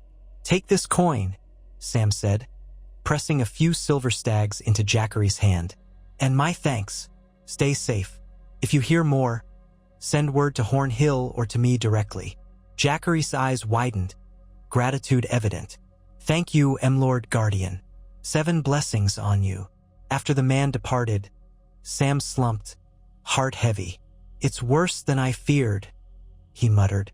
"They're using half-truths and twisting them to pit my father's old men against me." Maester Carrick looked up from his herbal text, concern etched on his youthful face. Political strife often starts with rumors. People believe what they want to believe. If Mullendor manipulates their anger, he may harness it for personal gain. Sam pinched the bridge of his nose, which means he might try to rally them around him as a champion of traditional House Tarly values. And if Lord Hightower hears that I'm losing my father's men, he may distance himself from me as well. It's a tangled web. Willem stirred, having caught the tail end of the conversation. "We'll straighten it out, my lord. Show them you still carry the Tarly spirit, just in a new way. If you can speak directly to our men, I'm sure you can win many back. They've just been fed lies." Sam offered a weak smile. He wished confidence came as easily as Willem made it sound, but at least he had loyal companions. "Yes, we'll try." The next days of travel passed in a haze of caution. Sam avoided large inns frequented by mercenaries or questionable travelers. He and his retinue slept at smaller roadside hostelries, speaking little of their purpose. Each time Sam saw men in battered Tarly cloaks or old soldiers bearing the huntsman's sigil, he tensed, wondering if they were friend or foe. Fortunately, no open hostility arose. At length, the great walls of Old Town appeared on the horizon. The city's famed harbor sparkled under midday sun, and the high tower itself loomed tall against the sky, an ancient beacon that had guided mariners for centuries. Sam felt a churn of nostalgia and nervousness. Old Town had once been his haven, a place of learning and scholarly pursuits. Now it felt fraught with political peril. He led his party through the bustling streets, past fishmongers calling out prices and street vendors selling honeyed figs. Citizens of every stripe filled the avenues. Traders from Dorne, summer islanders with exotic wares, septons in pale robes, maesters in gray. Sam caught glimpses of the Citadel spires in the distance. Though the city retained a veneer of grandeur, Sam sensed an undercurrent of tension. Whispers seemed to follow him, people nudging each other and muttering. They recognized him. Maester Samwell Tarly was no longer obscure. They pressed on to the Hightower's massive gates. There, a detachment of guards in the Hightower livery halted them. Willem announced Sam's identity, and the guards exchanged uncertain glances before one ran off to fetch a higher authority. Eventually, a steward arrived, well-dressed and apologetic, who welcomed Sam and his retinue inside, if only to wait in a receiving chamber while word was sent to Lord Leighton Hightower, or perhaps to his daughter, Melora, sometimes known as the Mad Maid, or one of the younger Hightowers who actually managed day-to-day affairs. The receiving chamber was grand. High ceilings, tapestries depicting the city's maritime history, a mosaic floor of the Hightower sigil. Sam, Willem, and Maester Carrick sat on benches, waiting. Servants offered them wine, but Sam sipped only water, too anxious to taste anything more. Minutes stretched into an hour, then longer. Sam wondered if this delay was a deliberate snub or if Lord Hightower was genuinely occupied.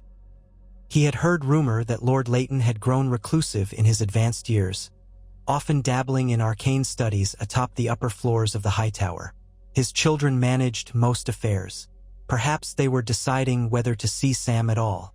At last, the steward reappeared, clearing his throat awkwardly. "My lord, Guardian Tarly, Lord Baylor Hightower will receive you now." Baylor was one of Leighton's sons, known to be a sensible, straightforward type. Sam rose with a strained smile, gesturing for Willem and Carrick to remain behind. The steward shook his head. "Lord Baylor requests you attend him alone, my lord."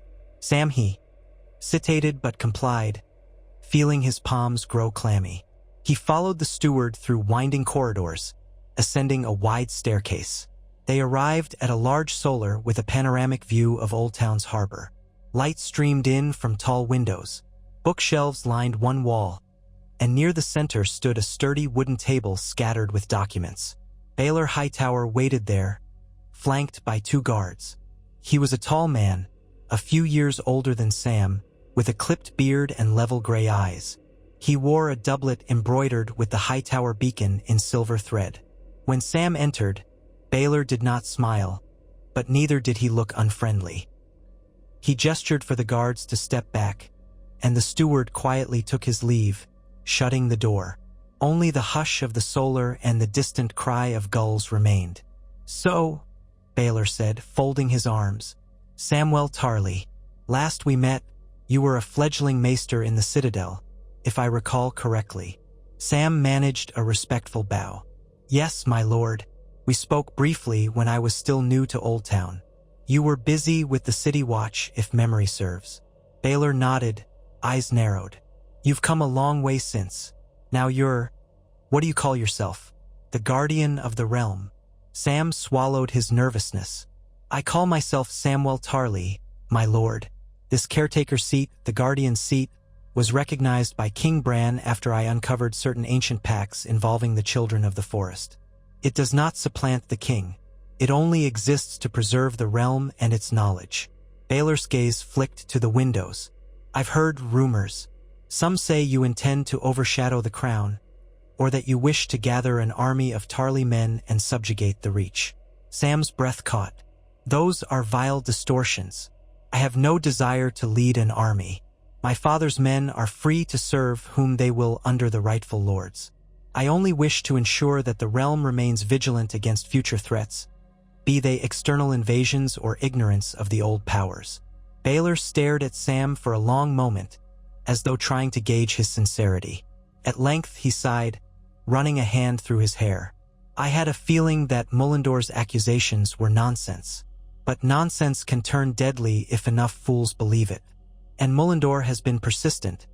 Claiming your seat is an affront to House Hightower's ancient rights in Old Town." Sam shook his head, desperation creeping into his voice. "I have no designs on Old Town. The Citadel is not mine to rule, though I studied within its halls. My only hope is that we can maintain open exchange of knowledge. If anything, I'd like to see House Hightower remain a stalwart guardian of that knowledge, as it has been for centuries." A faint twitch at the corner of Baylor's lips. A flattering appeal. "I want to believe you, Samwell, but you must understand. Mullendor is sowing seeds of suspicion among the lesser lords. He claims you tapped into hidden lore to usurp power, and that House Hightower stands in your shadow, overshadowed by your newfound divine or magical mandate." Sam exhaled, heart pounding. "That's precisely why I came here, to refute such talk and assure you there is no threat from me. My father's seat at Horn Hill is yours to consider an ally, not a rival. I have no interest in claiming fealty from others just because I bear this caretaker vow. Please, my lord, if you doubt my words, I'm willing to meet with any archmasters or lords in Old Town to discuss it openly." Baylor regarded Sam in silence. Then he inclined his head slightly. "You're earnest, that much is clear. My father has grown, detached, shall we say, leaving me to handle most external matters. But if you wish to make a public statement in Old Town refuting Mullendor's claims, I can provide you the forum. Perhaps that would quell some of the rumors." Sam's spirits lifted. "That would be a relief, yes. Thank you." Baylor pressed on. "However, if you choose to speak in the open, expect challenges. Mullendor will bring forth all manner of accusations. The Citadel might attempt to discredit you. Are you prepared to defend your claim, to present the knowledge that grants you this caretaker seat? Sam swallowed. He knew the Citadel's restricted knowledge would be a controversial point. I am. I have documentation, copies of certain genealogical references. And I have the testimony of the children themselves, though that's not as easily shared. Baylor raised an eyebrow. You speak as though you conversed with them personally. Sam felt a chill run through him. I did, my lord. It's a long story, but I assure you, it's true. They recognized the ancient oath bound to my bloodline. A vow that doesn't entitle me to monarchy, but to guardianship, coexisting with the realm's rightful rulers. A flicker of wonder and unease crossed Baylor's face. I've never known you to be a liar, Samwell Tarly. If you say you've met the children of the forest, 7 help us. Magic truly walks the land again. There is still much in Westeros that defies our understanding, Sam said gently. But we needn't fear it if we acknowledge and respect it. Baylor fell quiet, then squared his shoulders. Very well. I will summon a gathering of local lords in Old Town, Houses Kewy, Beesbury, Costane, Mullendore, and any archmasters who wish to attend. We will allow you to speak. If you can persuade them you're no threat, Mullendore's influence may diminish. But be warned, if you fail, or if Mullendore's words ring truer in their ears, you could lose more than your reputation. You might lose the support of the entire Reach. Sam set his jaw. I understand, but I'd rather face them openly than let rumors fester. They agreed on a date for the assembly, set for 2 days hence in a large hall near the starry September. With that decided, Baylor extended the courtesy of lodging Sam's retinue within the Hightower for those nights. Sam offered profound thanks, relief washing over him. Despite the tension, Baylor showed no signs of overt hostility. If anything, he seemed wary but fair-minded.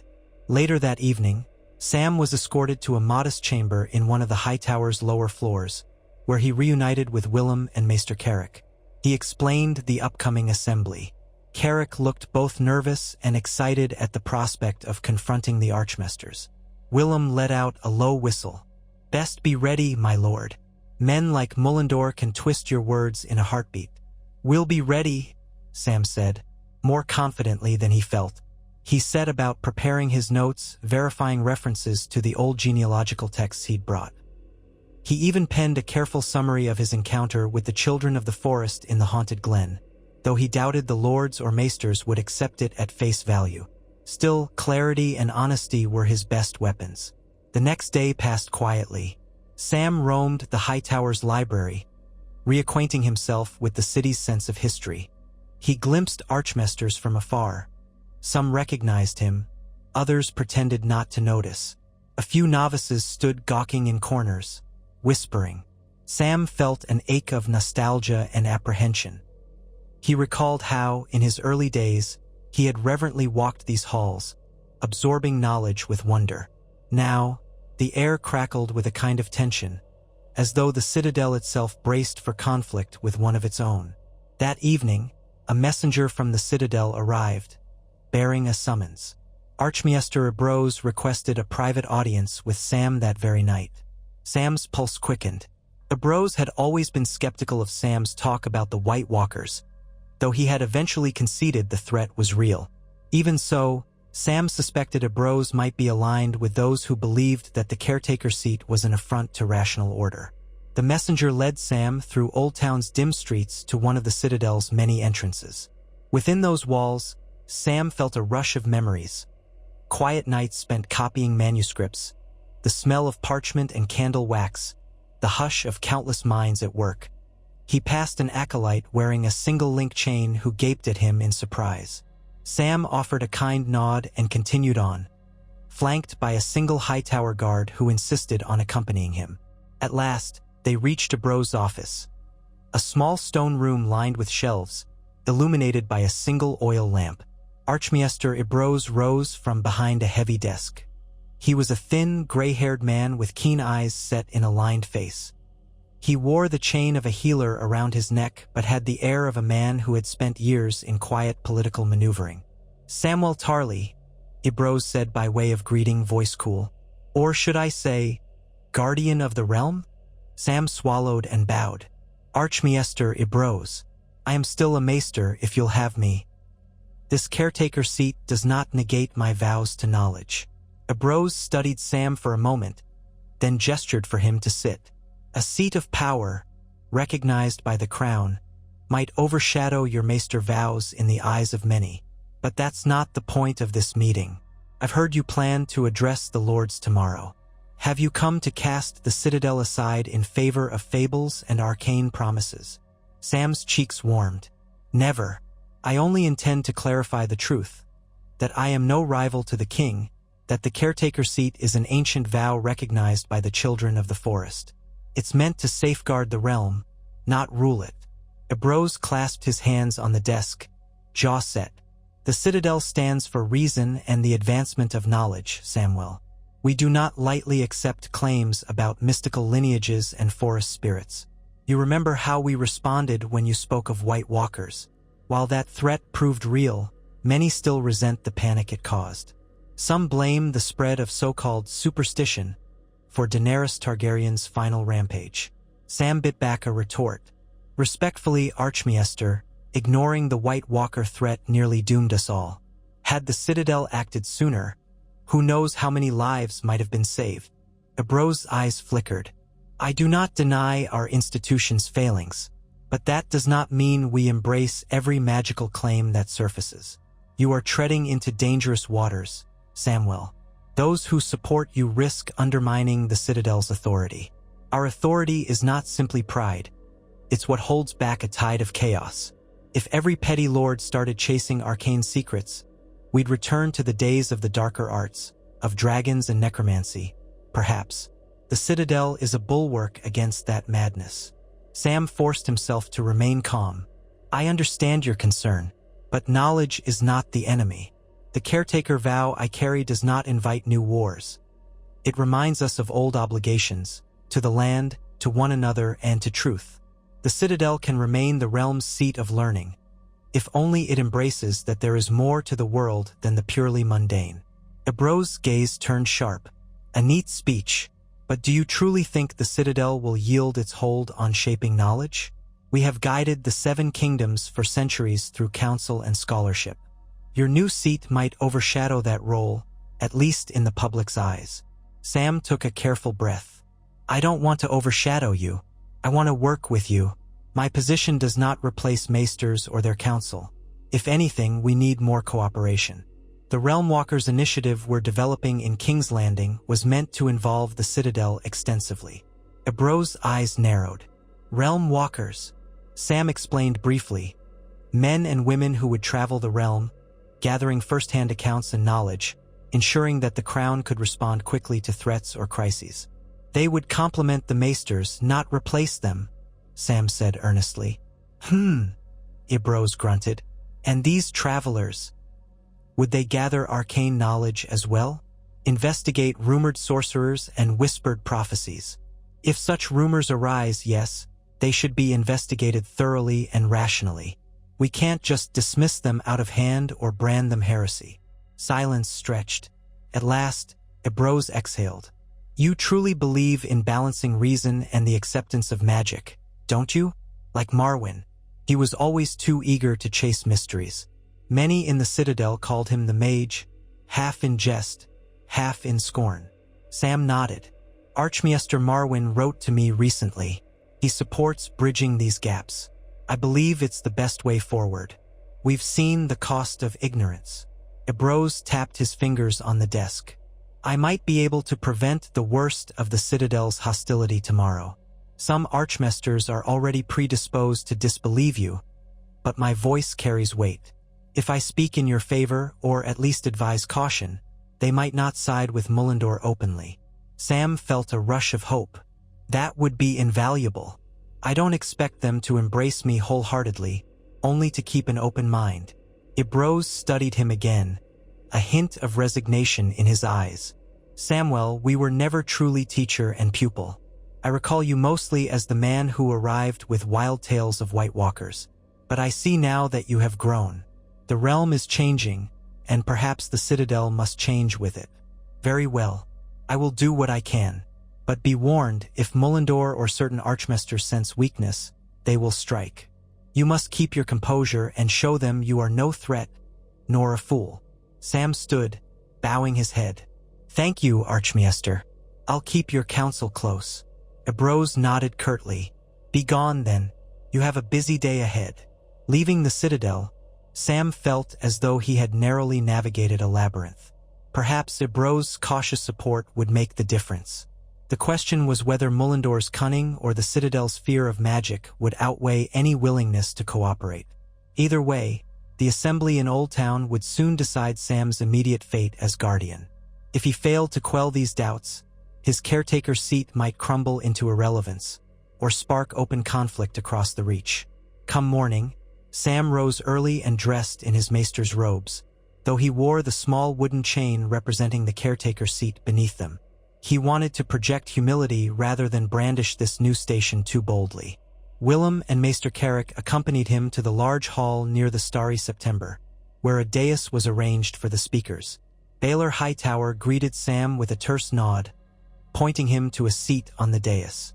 In the audience, Sam saw rows of chairs filling with lesser lords and their retainers, a handful of archmasters in their robes, and even some curious townsfolk who had been allowed inside. A hush of anticipation hovered. Mullendor was already there, a middle-aged lord with an angular face and hawkish nose, wearing dark green garments embroidered with a stylized peacock, the Mullendor sigil. He spared Sam a thin-lipped sneer. When Baylor gestured to them both, Mullendor offered a bow that was more mockery than respect. Sam's stomach churned. Baylor took the center of the dais, raising his hands. Lords, ladies, archmasters, and good folk of Old Town. He began in a measured tone. We gather to address certain matters of rumor and truth regarding Samwell Tarly, known as Maester Samwell and newly recognized as the Guardian of the Realm.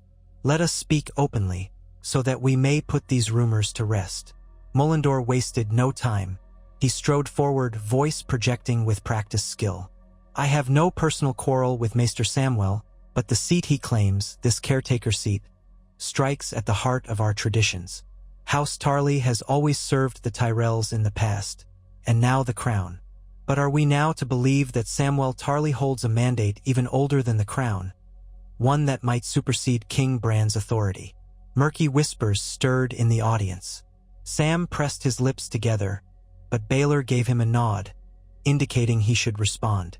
Sam stepped forward, mindful to keep his voice steady. I do not supersede the king, he said firmly, letting his gaze sweep the room.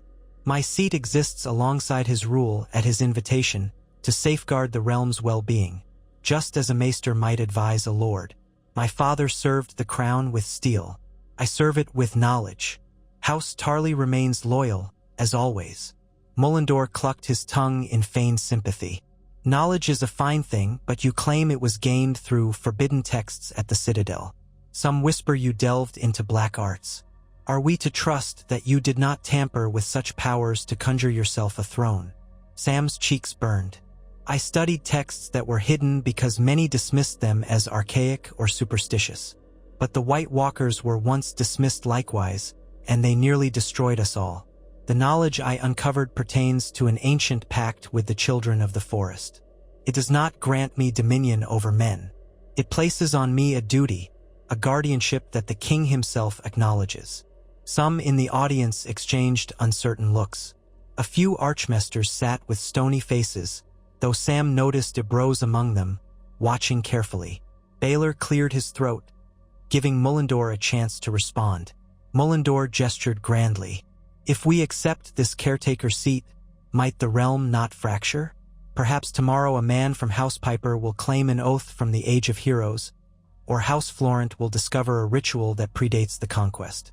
Where does it end? We could find ourselves with countless guardian lines, each demanding reverence.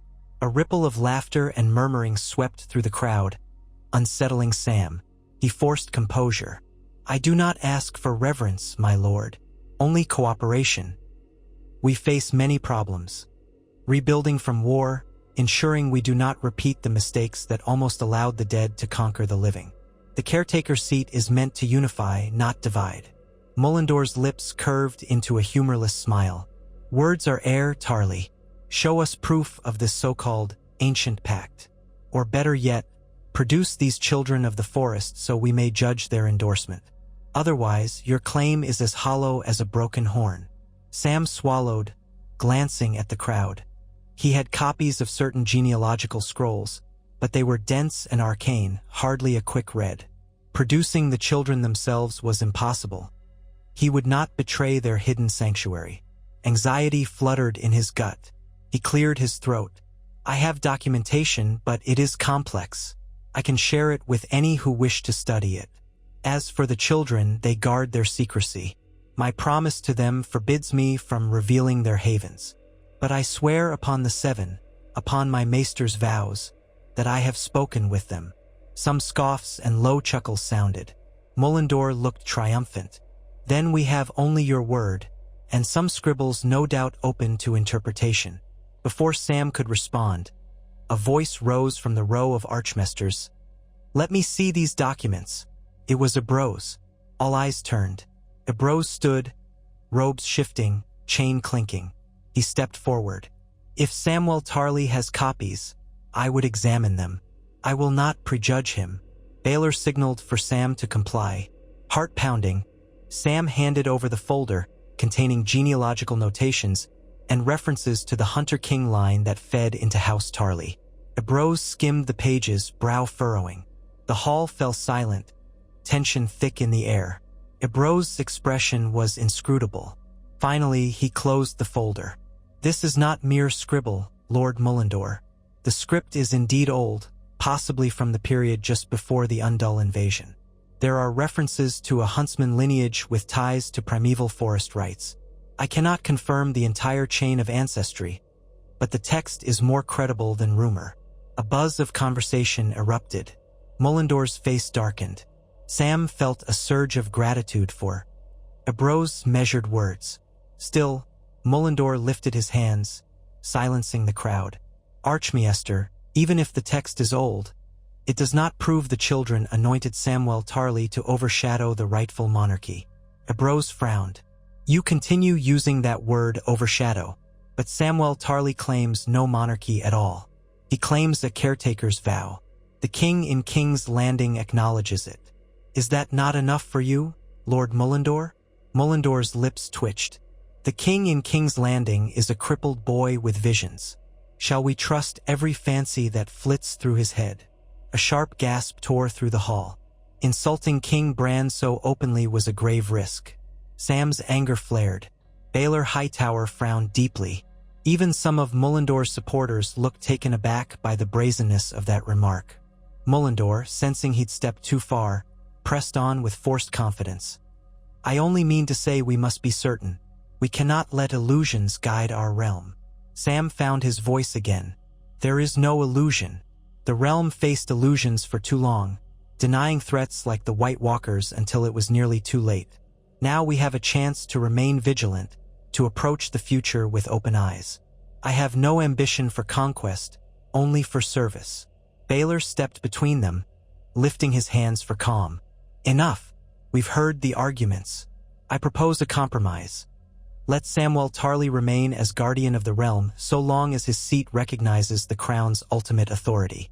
In return, the Citadel shall have leave to review these documents, to verify them thoroughly. If they conclude you have falsified or misrepresented them, Tarly, then your caretaker seat will lose legitimacy in Old Town. But if they find them genuine, Mullendor, you and the lords must cease this slander.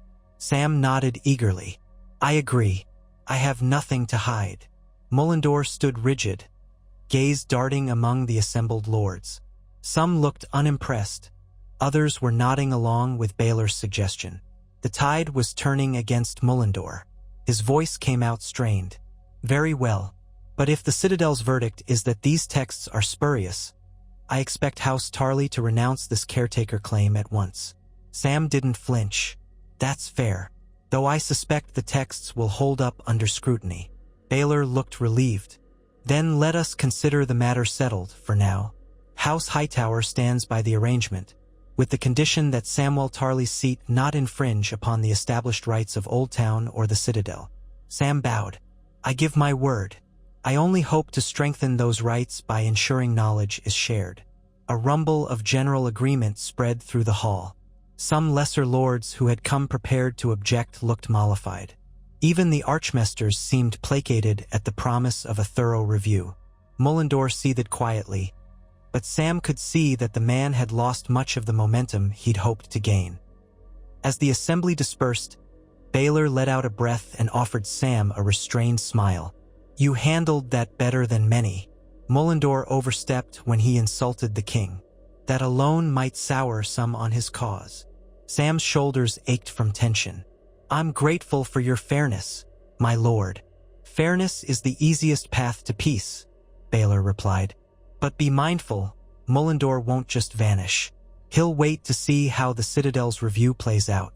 If they find the slightest ambiguity, he'll pounce. Sam nodded. I'll present them with the best copies I have. I only hope they examine them with open minds. Ebrose approached, returning the folder of documents. He offered Sam a curt nod. I'll schedule a time for the Citadel's official review. We'll see if any archmasters or novices uncover new insights. In the meantime, watch yourself. Mullendore's pride is wounded. Sam thanked him and watched him depart.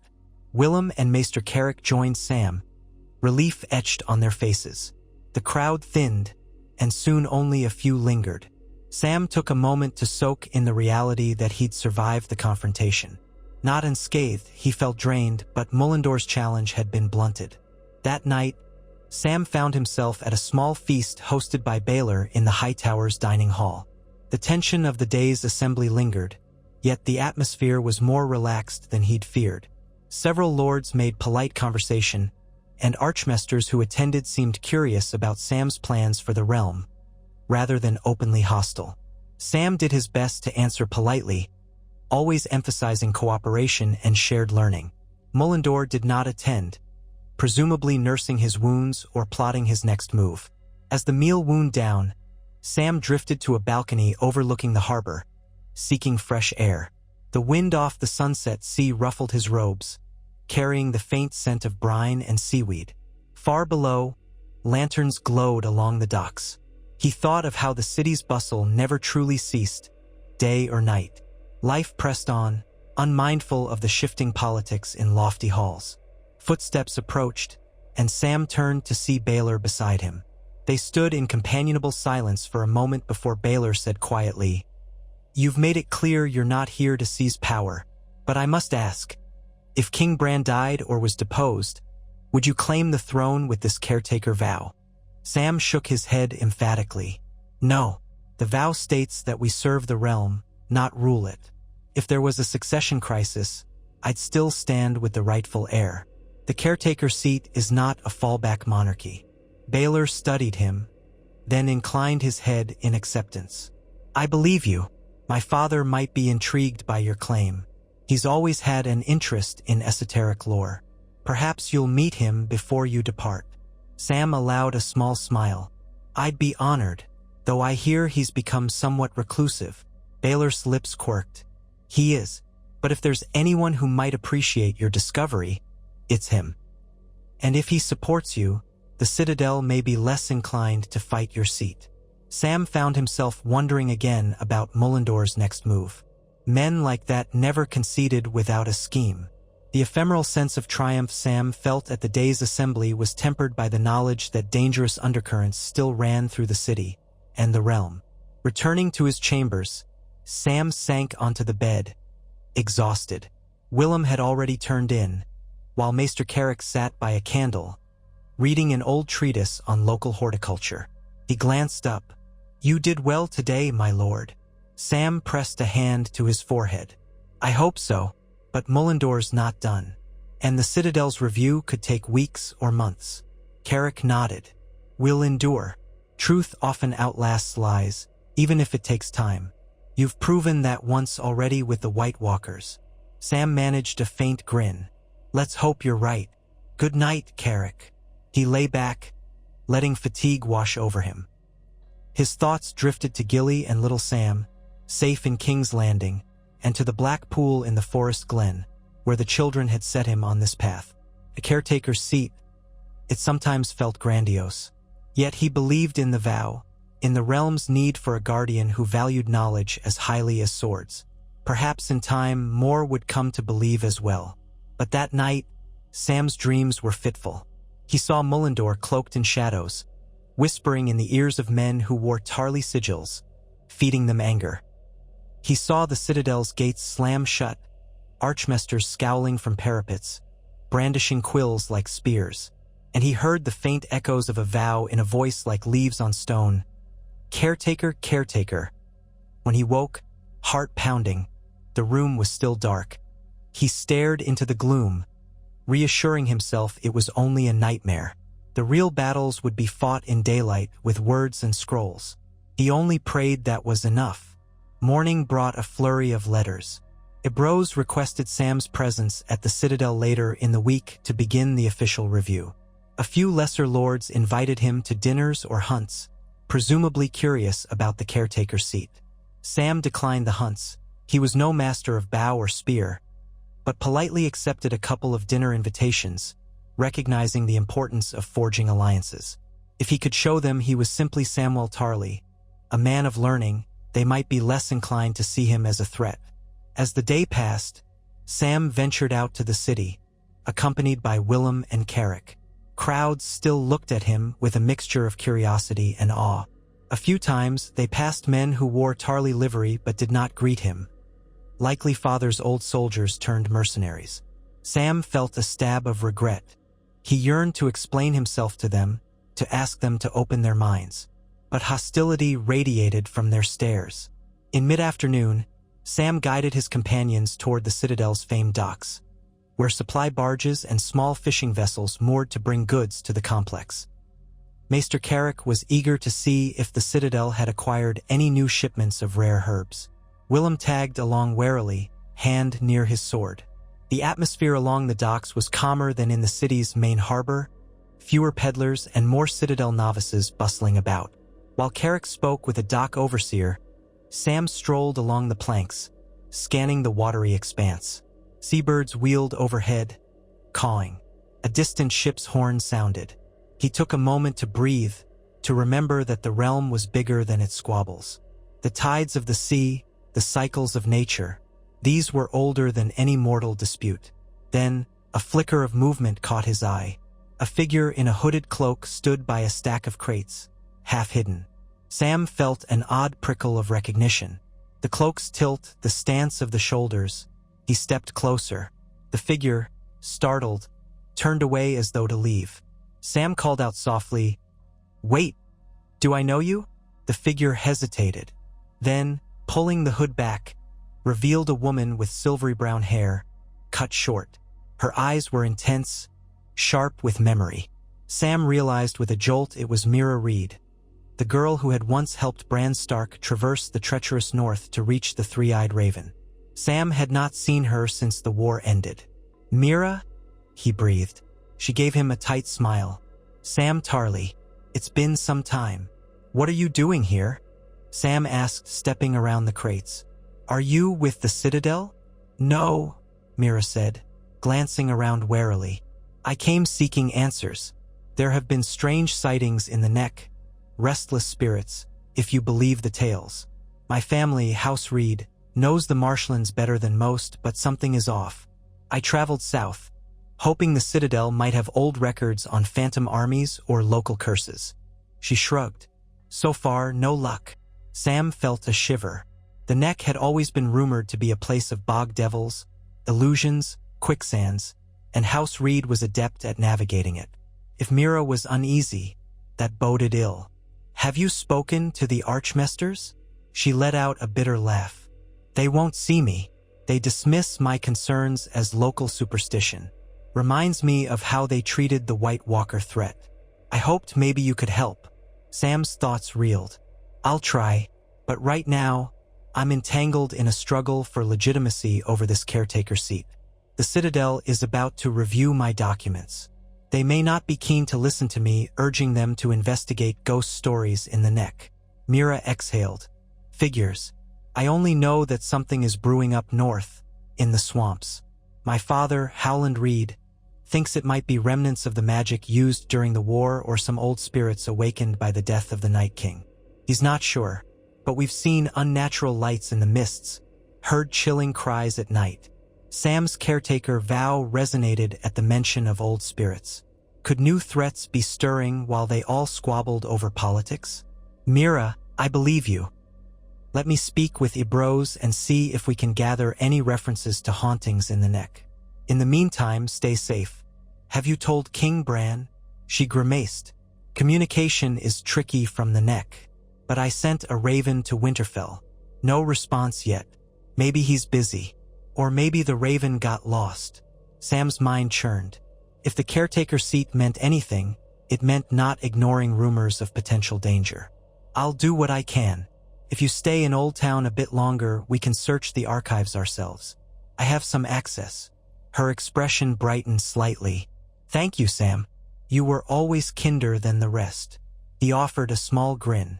Well, I don't know about that, but I'll try. He hesitated. The docks aren't the best place to talk. I can arrange for you to come to the High Tower.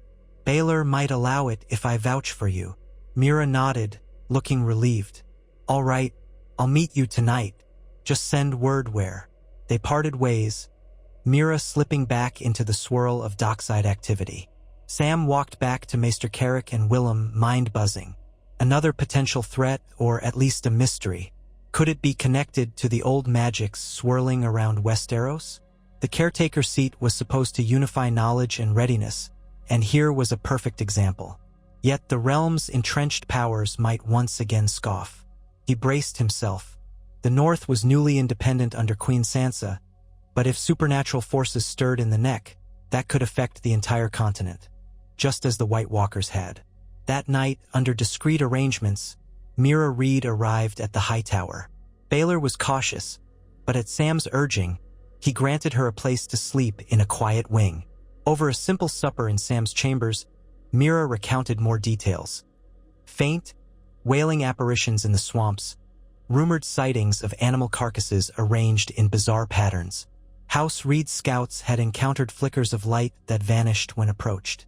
Some suspected bandits or outlaws, but Mira's instincts said otherwise. She had traveled south with a single companion, who had died from a fever on the road. Now she was alone, searching for help. Sam listened gravely, taking notes. I'll do more than search the archives. I'll mention it to Ibros and a few others. See if we can glean anything from ancient records of the next folklore. The children of the forest once inhabited those bogs, didn't they? Mira nodded. Yes, the neck was a battleground during the wars between the first men and the children. My father always said the land was alive with old powers. If they've been disturbed again, Sam recalled the vow. Caretaker of men and wood, stone and stream. This felt like it fell squarely under that vow's purview. Even so, Sam's immediate challenge was the Citadel's review. If he pressed them too hard about ghosts in the neck, they might label him a fool chasing fantasies and dismiss his caretaker seat as nonsense. He needed a delicate approach.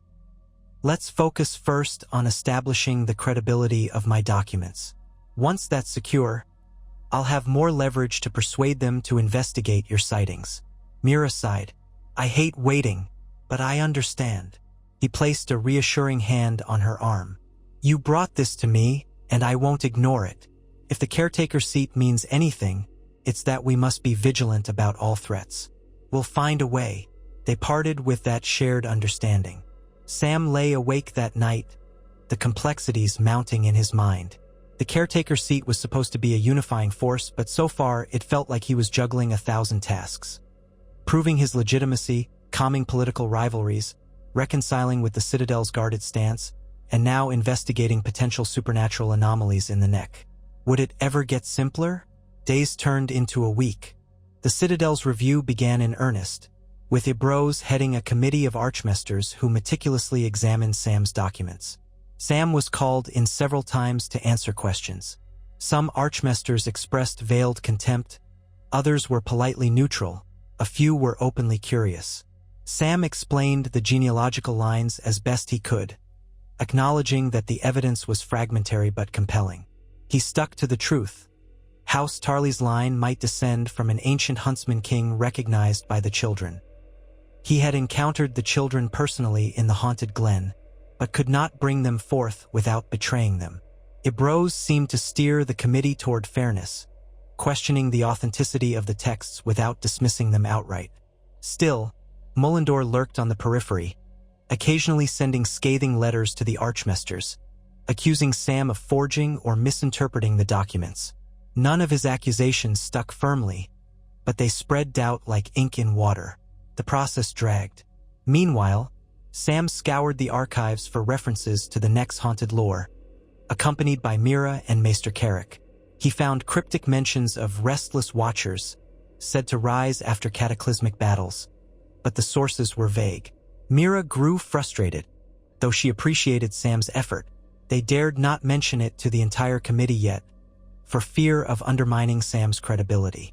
Instead, they quietly collected scraps of information, hoping to build a coherent picture.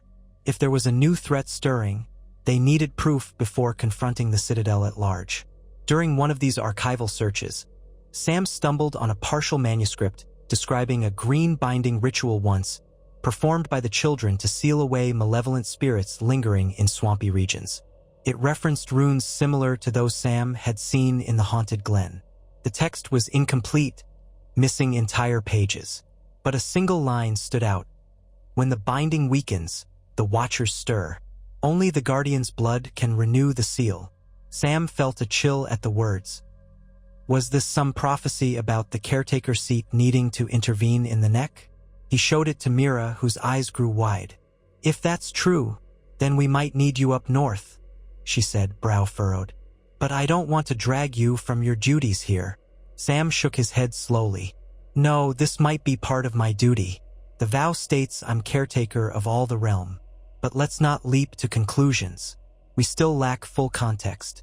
We don't even know if these watchers are the same spirits your people have seen. She sighed. True, but it's unsettling. Sam carefully made a copy of the relevant passage, tucking it away. The incomplete references to a green binding nagged at him. He wondered if Archmaester Marwyn, once he returned, would know more. For now, he resolved to keep investigating quietly. He didn't relish the idea of traveling to the Neck until he resolved the issues in Old Town. Abandoning the Citadel's review mid-process could be disastrous, allowing Mullendore free rein to discredit him. One afternoon, after another round of questions from the Archmaester Committee, Sam emerged from the review chamber exhausted. Ibrose had grilled him on the genealogical chain, pressing him to explain how he traced the huntsman sigil to House Tarly's current crest. Sam believed he had made a solid case, referencing slight modifications over centuries. But the tension was draining. He wanted nothing more than to collapse in his chamber, yet a steward breathlessly approached him, saying Baylor Hightower wished to see him at once. Curious and apprehensive, Sam followed the steward to a private chamber high in the tower. There, to his surprise, he found not just Baylor, but also an elderly man seated in a high-backed chair draped in velvet, a thick blanket over his knees. His white hair was thin, his face heavily lined, yet his eyes gleamed with sharp intelligence. Baylor introduced him quietly. Samwell Tarly, this is my father, Lord Leighton Hightower. Sam bowed deeply. An honor, my lord. I'd heard you rarely receive visitors. Leighton Hightower's voice came out tremulous but firm. I receive few. Most have nothing interesting to say. But you, Samwell Tarly, have piqued my interest. Baylor tells me you champion an ancient caretaker seat. Fascinating. I've studied arcane lore for many years, though the Citadel frowns upon it.